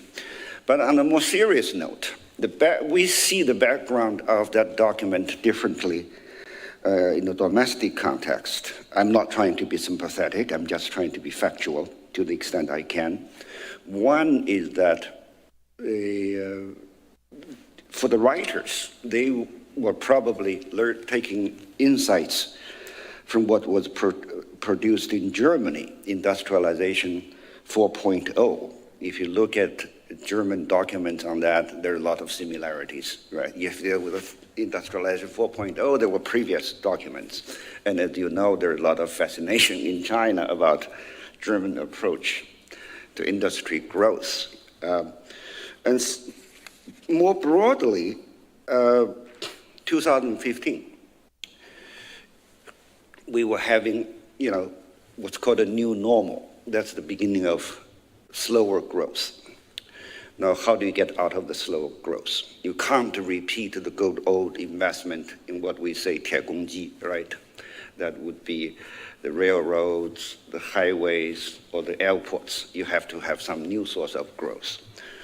And along with that, you had the Belt and Road.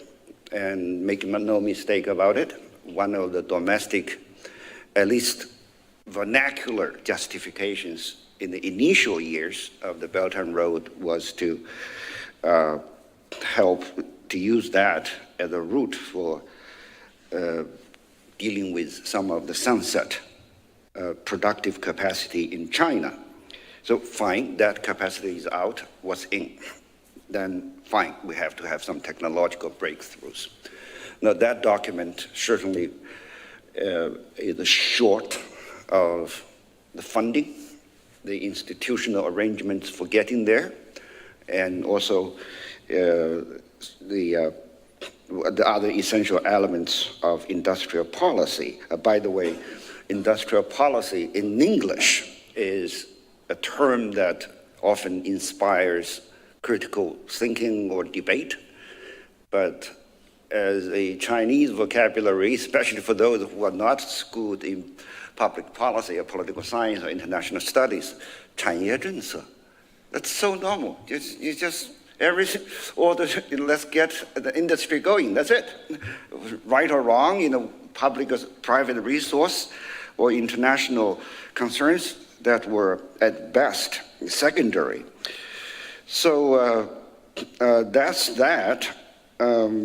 Now, there are many other aspects of industrial policy. Again, bear in mind, I would attribute what you said about I participate in many of the preparatory sessions for the S&ED, especially in the energy sector between the two governments in those years. What I often noticed is that especially when you have these conversations between the functional agencies of the government and the local government agencies, the first and foremost is that the interpreter never gets it. The interpreter gets probably 30 or 40% of what's said superficially. I understand the frustration on both sides. You know, people have expect we travel this way and the message delivered, but somehow it never gets lost. But in any case, there are natural, I would say, understandable differences. Let me very quickly address Scott's question about what the U.S. might have gone, quote unquote, too far. There are many triggers. If I can relate one, partly, to continue on the conversation from earlier today, I would think the GPS incident in 1997, wasn't it? When China, the mainland, was launching a live drill of missiles into the Taiwan Straits. I do believe. 96? That missile was guided by the US GPS system, right? For some minutes of the operation, or some seconds, the PLA noticed, my goodness, this guidance was turned off. Manually turned off, right? Imagine that. Yeah, I know, that was then. And that motivated them to start what's today known as the Beidou program, right? China's own navigation. There are longer stories to such episodes. Now, who did what first, cause and effect, that's for analysis. My personal grudge, this is very purely personal, but about the yard and fence approach is that increasingly it gets into biotech. And there are serious human rights issues here. Biotech, any tech, can be dual use. Now, we have to be mindful once you start to apply a higher element of security or competition or reliance, put those conceptual elements here in, then you are really denying the opportunities for innovation in medicine, especially common use medicine, vaccines or whatnot, and then seeds, agricultural seeds investment. Biotech has a very large application, including some of the technologies, equipment, and data that's related to countering synthetic drugs. I'm talking about illegal drugs. You do need, for example, the nuclear magnetic spectrometers. That's biotech. But that technology has necessary use for legitimate production and analysis of foods, medicine, and everything else, including pollution of the water, but that can certainly be weaponized, in different contexts. And in relation to biotech, I would think the curtailment of basic student-to-student exchange, study opportunities, including basic science. I'm not talking about the top-notch. Every country has national security boundaries, but it does not make sense to restrict student exchange or faculty exchange or reduce. So on that note, I'm quite encouraged. I also myself, Scott and others, played positive roles in seeing the renewal of the frame umbrella agreement for science and technology cooperation between the two countries. Hopefully this will lead to a better future. Thank you. Thank you. This has been an amazingly harmonious conversation. So I want to invite the audience colleagues here to help us see if we might be able to get to some specific issues which folks are a little bit concerned about, whether it's DeepSeek or AI in general or chips or other kinds of things that people are really interested in. Truly, as folks just bring them the mics, if you want to ask a question, please just raise your hand and we'll go there. I saw the gentleman with the dark glasses there. If you would just identify yourself and then keep your question to a question. And we'll collect several, and then so we won't go one by one, we'll collect a few questions. Yes? Thank you, Scott, for such a wonderful discussion. My name is Emerson, and I used to be an intern with the Jimmy Carter Center of Atlanta. And currently I'm a DC-based talent security specialist and Mandarin Chinese expert. My only question is, In today's globally connected world, healthy competition and interconnectedness are inevitable. So how can United States of America and China find a healthy way to allow and also promote mutual interest in technology and global health? But another question is, how could these third-party actors, like commercial sectors, promote the rules-based order in terms of security, in terms of economic collaboration? These are 2 questions of mine. Thank you. Thanks a lot. Let's pick a couple more. Over on this side, any questions over here? We'll come right here, this woman in the front, second row. Yes, my question, I'm Dr. LG from CIFAI Private Sector. My question is, there has been a lot of hype about DeepSeek AI from China, but there is also the same with all the platforms here in the United States. But in reality, none of them are better or worse. So why all this, what I call nonsense about that, when none of them contribute anything positive that we already know in AI? Okay, let's get one more. This gentleman back. Yes. Thank you for giving me another chance to ask a question. My name is Leilo from Johns Hopkins Csis. So my question is about economic data and its research.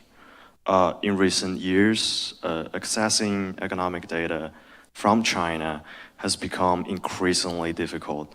So for example, a 2023 Financial Times report noted that the number of statistics published by the Chinese government in 2020 had fallen back to late 1990s levels. So it's like a 50% decline from its peak during the Hu Jintao's era.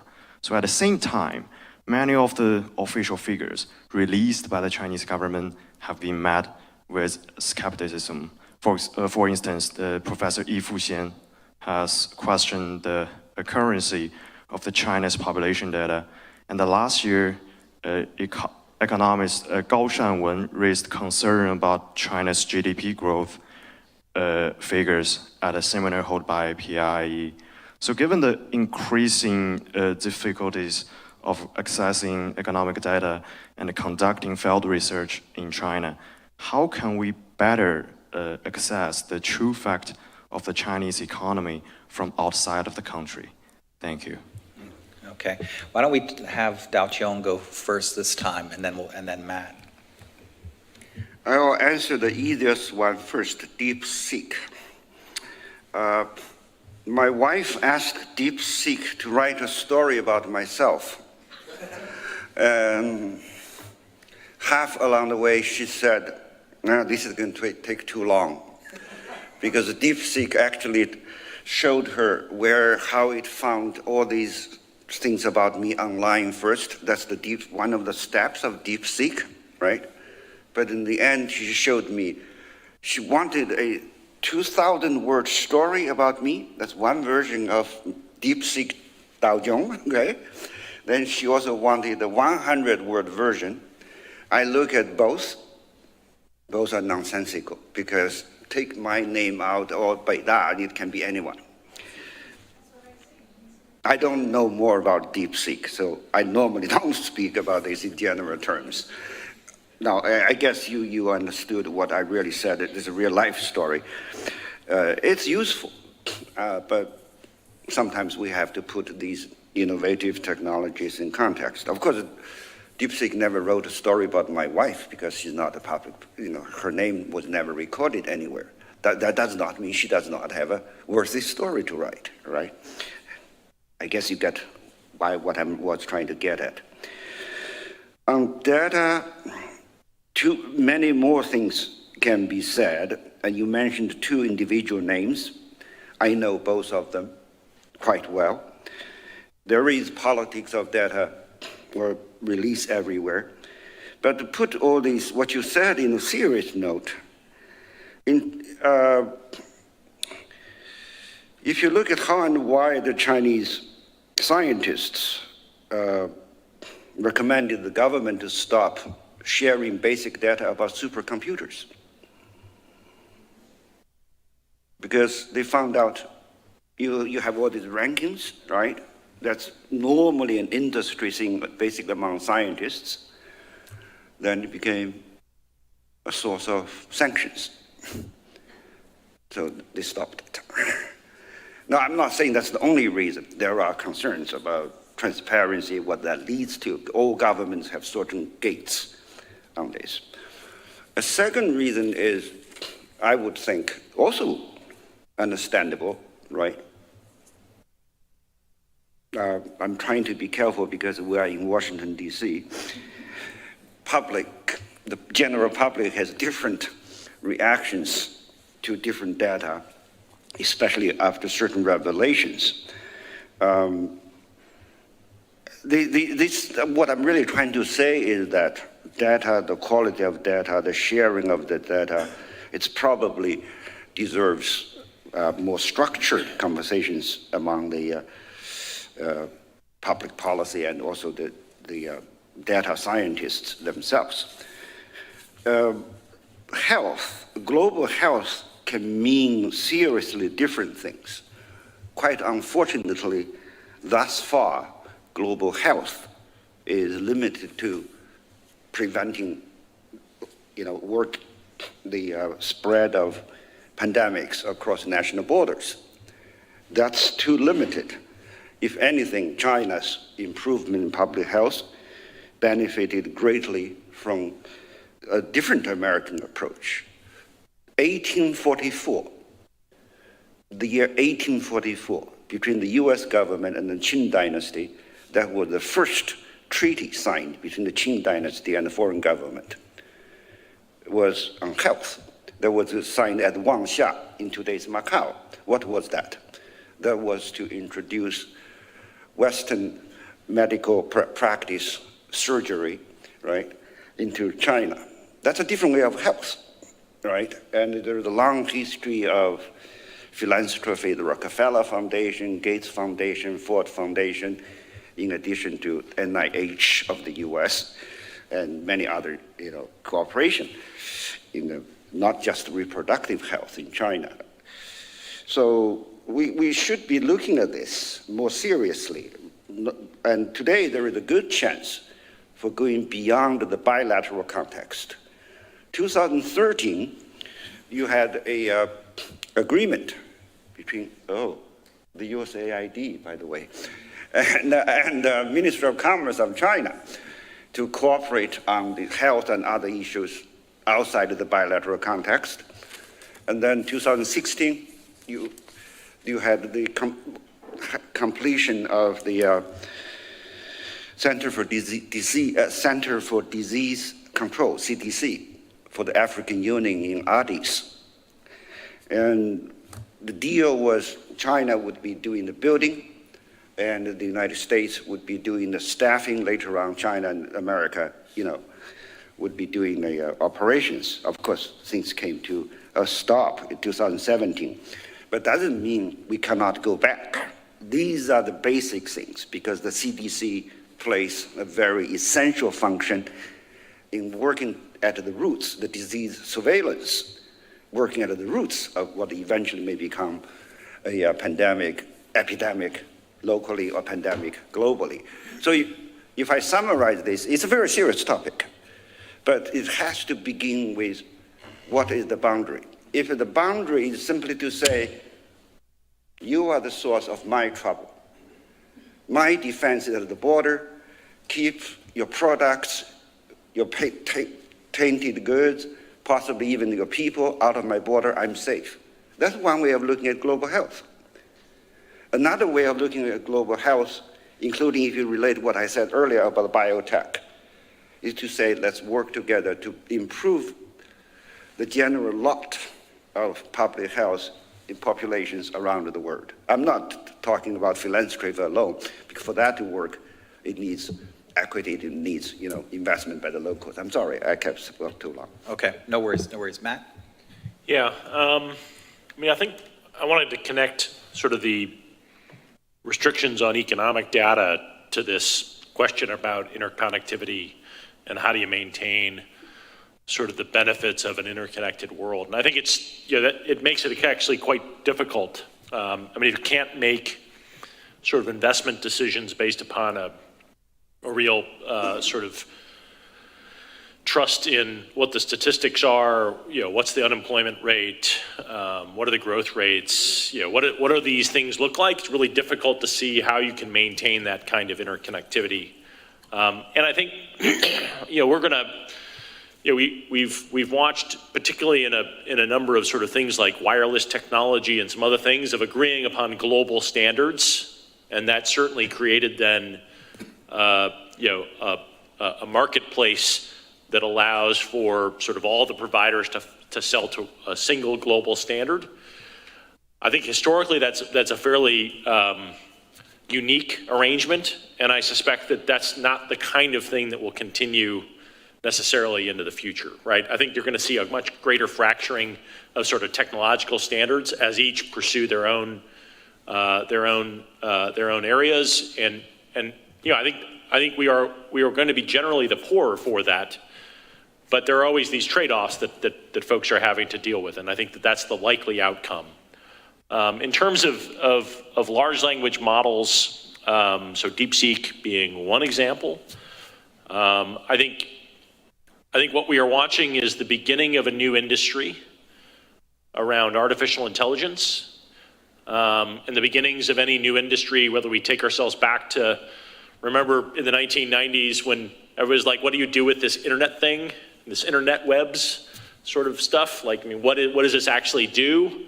I suspect that's the same kind of thing that we're in, is that we're very early in an industry, and it's not yet clear how it's going to be used and how it's going to be made into things that are sort of profitable. I mean, we are already watching commercial industries use these models across sort of countless internal operations. And I think that that's going to continue to sort of take shape. And we don't yet know what the right business model is for how to set it up. So we've got a bunch of different companies that have come out with things. I think DeepSeek has done some very impressive work, but it's not yet clear that we have what the model is. All right, let me ask one final question, if I could, to wrap things up. As much as I'd like to stay here until we get several feet of snow on the ground, we probably shouldn't do that. It actually doesn't look like it's too serious out there. Because it's Washington. We always say it's going to snow 1 million feet, and then it snows like a little bit. But anyway, but I wanted to just a couple things that are happening right now. And the U.S. has since 2022 imposed some significant restrictions on semiconductors, exports and equipment exports and sharing, and it has developed a relatively complex regime now, most recently suggesting with this AI diffusion rule that if you want to acquire graphical processors like that NVIDIA makes, for example, the U.S. is going to divide the world into 3 parts. Some places can buy these with no problem. Some places will need a license, and some places won't be able to get these. In addition, this week appears to be tariff week with regard to economic security, and everywhere. Imposing tariffs on steel and aluminum for others because of the needs to have reliable resources domestically for these, because aluminum and steel don't just work in your kitchen, they work in your military as well. So those are a couple things that the U.S. has been working on lately. But I also want to ask about what's the effect of those things, and I just want to bring up a trip. I was in Shanghai last month for another dialogue. And we went, and I'm not trying to offer Chinese propaganda or anything like that, but downtown Shanghai has a Huawei store. So I went into the Huawei store, and I encountered 2 things which were pretty impressive. One was Huawei's new cell phone, the Mate Pro 70S, which now operates with an operating system that is entirely local in China called Harmony OS. It used to be integrated with Android. It's now entirely separate. And that seems to be a product of the fact of trying to, of not being able to continue to do that and be pushed in a different way towards standards. The second thing you'll notice in that showroom is several cars that have IT systems that are, have a heck of a lot of Huawei technology in them. And across the street was the Apple store. Apple stores are always cool, but there were no cars in the Apple store and stuff. And so the Huawei store was impressive. So this gets to the question of what is are the restrictions achieving their desired results? And I think that goes to the question about DeepSeek too, is people's impression, at least in the first day of media coverage, was that DeepSeek proves all of this was for naught. So I'm just curious about speaking to the intentions of these rules and why they're needed, because I think that there's a really important justification that Joe Q public doesn't necessarily understand.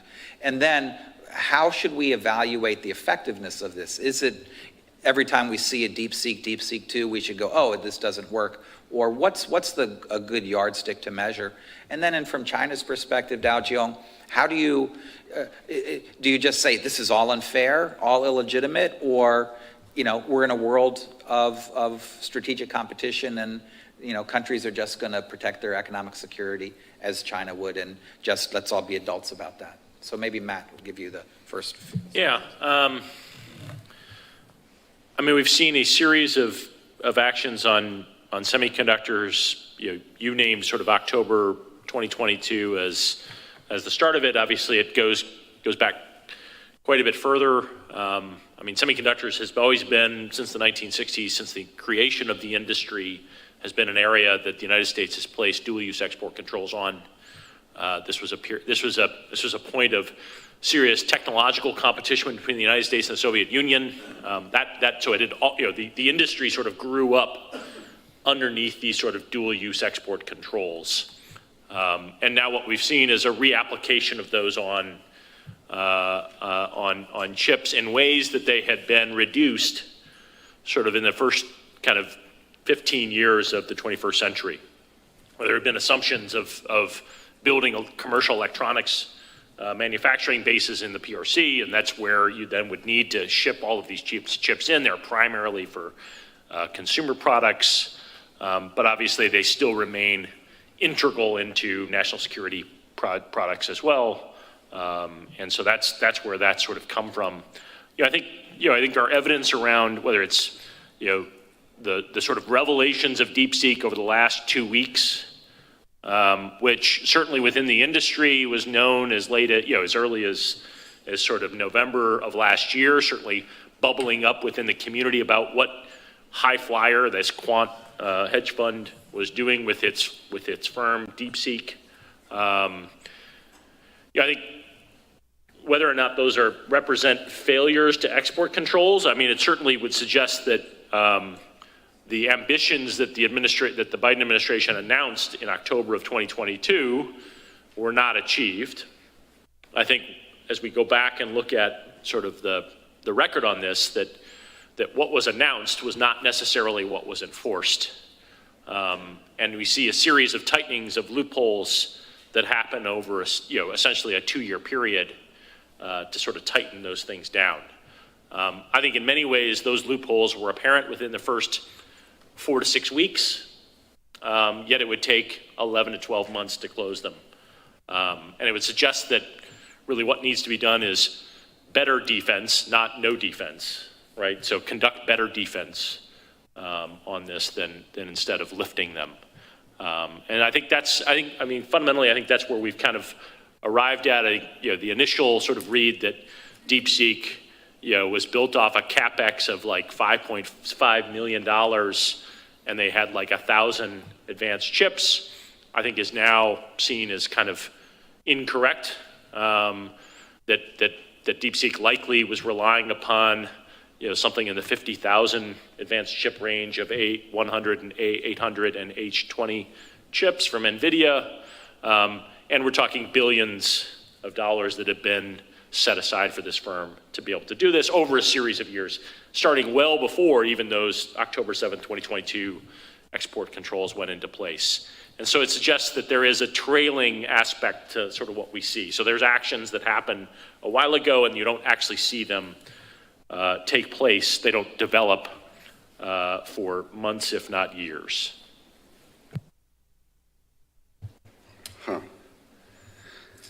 What year did Chinese companies were they able to make their own semiconductors?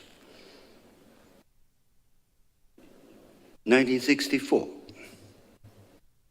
If you look at our first man-made satellite that was able to beam back the music, the East is Red, 天方东方红, that was based on semiconductors made in China by the Chinese scientists. We have had a long debate on these matters. This also goes back to the Made in China 2025.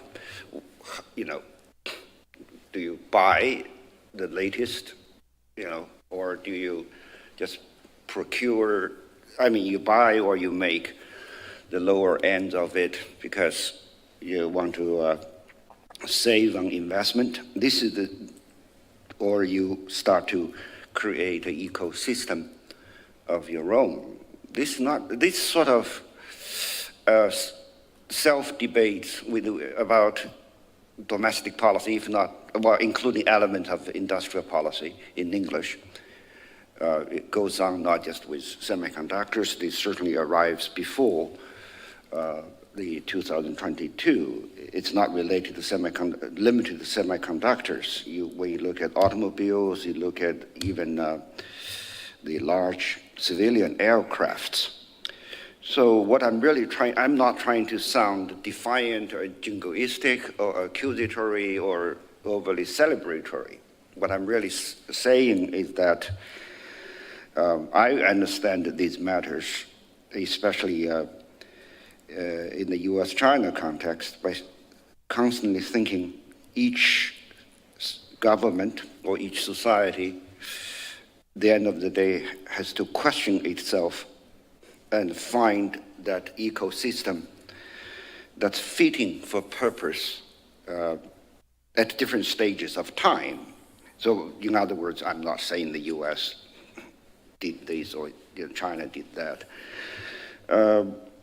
Now, on the issue of IT-connected cars, I do own a 100% battery car. I've been driving that for a year and a half. It's a German model made in Beijing. And why do it's IT connected? The car has 280 different chips, including, they got 3 chips on each of the tires. So the message you get, the beep on your screen would tell you, okay, pressure on left tire is low. And, these batteries, they have different components.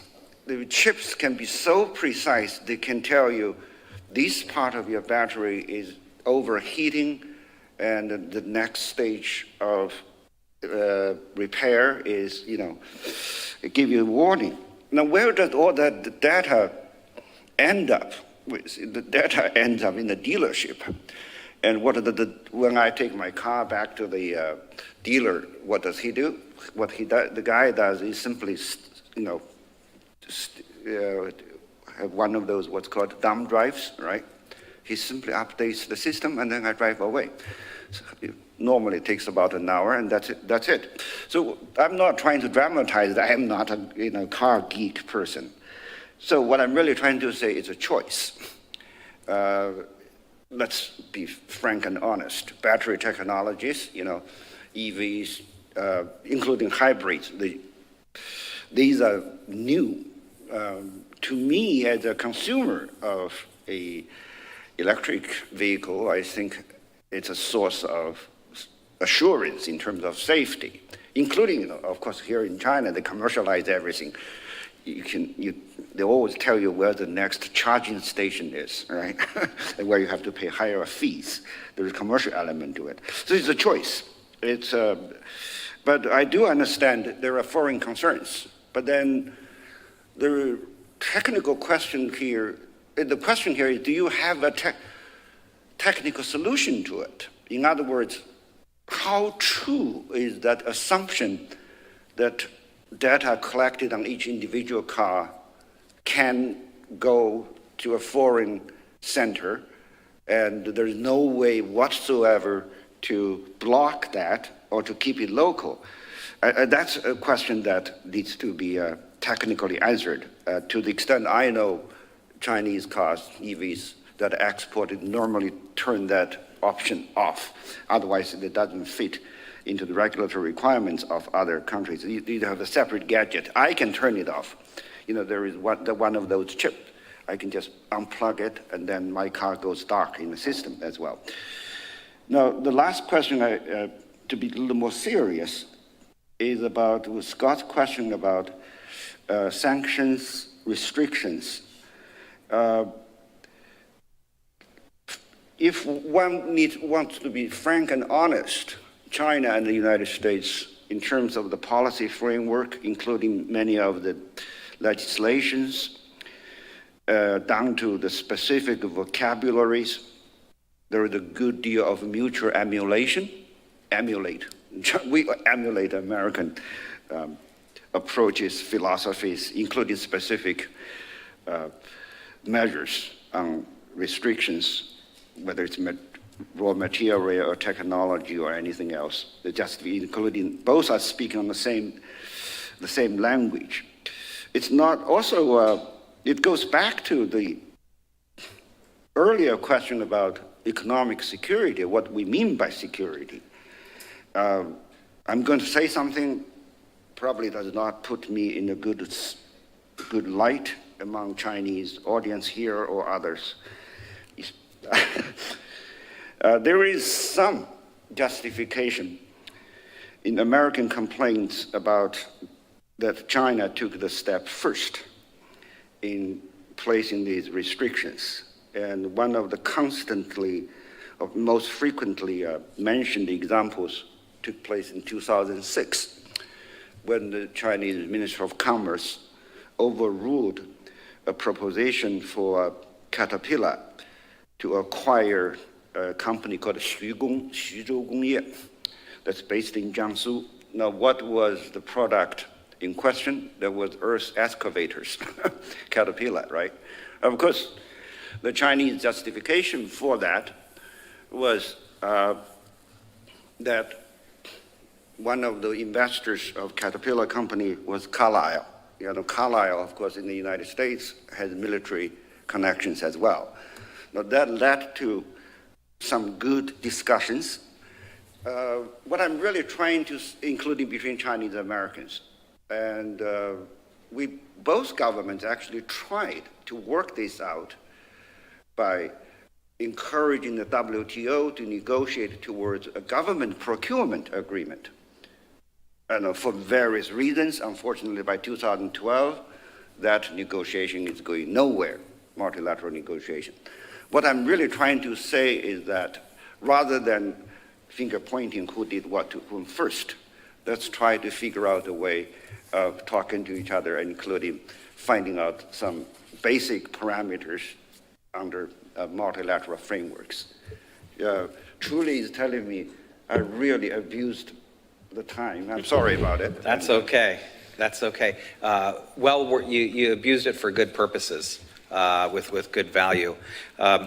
This has been a fascinating discussion about economic security, and we tried to set the parameters of what we were talking about, why it is important, the trade-offs that one has to make, the justifications for what we've done and what China has done, and what we're going to continue. I think what people have concluded or said, interdependence is with us. It's a fact. But the nature, the boundaries of the interdependence are actually evolvable. It's not just a permanent thing. It's not less like the air. Exactly. It's different than that. And so, you know, we don't want to overstate economic security concerns, but you certainly don't want to understate them either.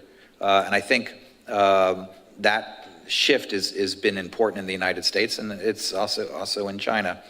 So trying to figure out how to balance. I think the question that got to economic data points to the need that, you know, if there's not transparency then and good information, then national security officials are going to naturally lean toward assuming the worst.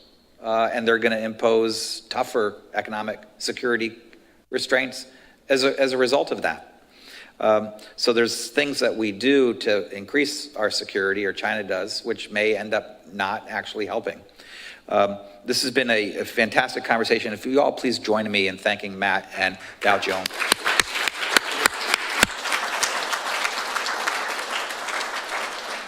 You all have sat through this for a very long day, and I think learned a lot. I want to bring this series of debates to a conclusion. You know, the China power debates consistently each year ask us to focus on and evaluate the relative power of China and the United States and their relative influence. Influence is one component of power. And secondly, they've asked us every year the speakers to discuss what should be done. How can you increase or manage your security in an appropriate and effective way? And this year's conference carries on that tradition, but we've modified things in one way by having PRC participants here, and I want to thank all the Chinese participants, including Dao Jiong and the others who've traveled from China to be here in Washington for this conversation. And hopefully what you all have seen is that Washington is a place where we, and CSIS in particular, where we encourage constructive debates about some of the most important issues the United States and the world are facing. It's the kind of conversations that we need to have everywhere with our Chinese counterparts and others around the world. So I think we all should celebrate what China Power has done over the years in building this foundation for critical conversations. And so to Bonnie Lin and her team, please join me in thanking. And to all of you here in the audience and watching online, these debates will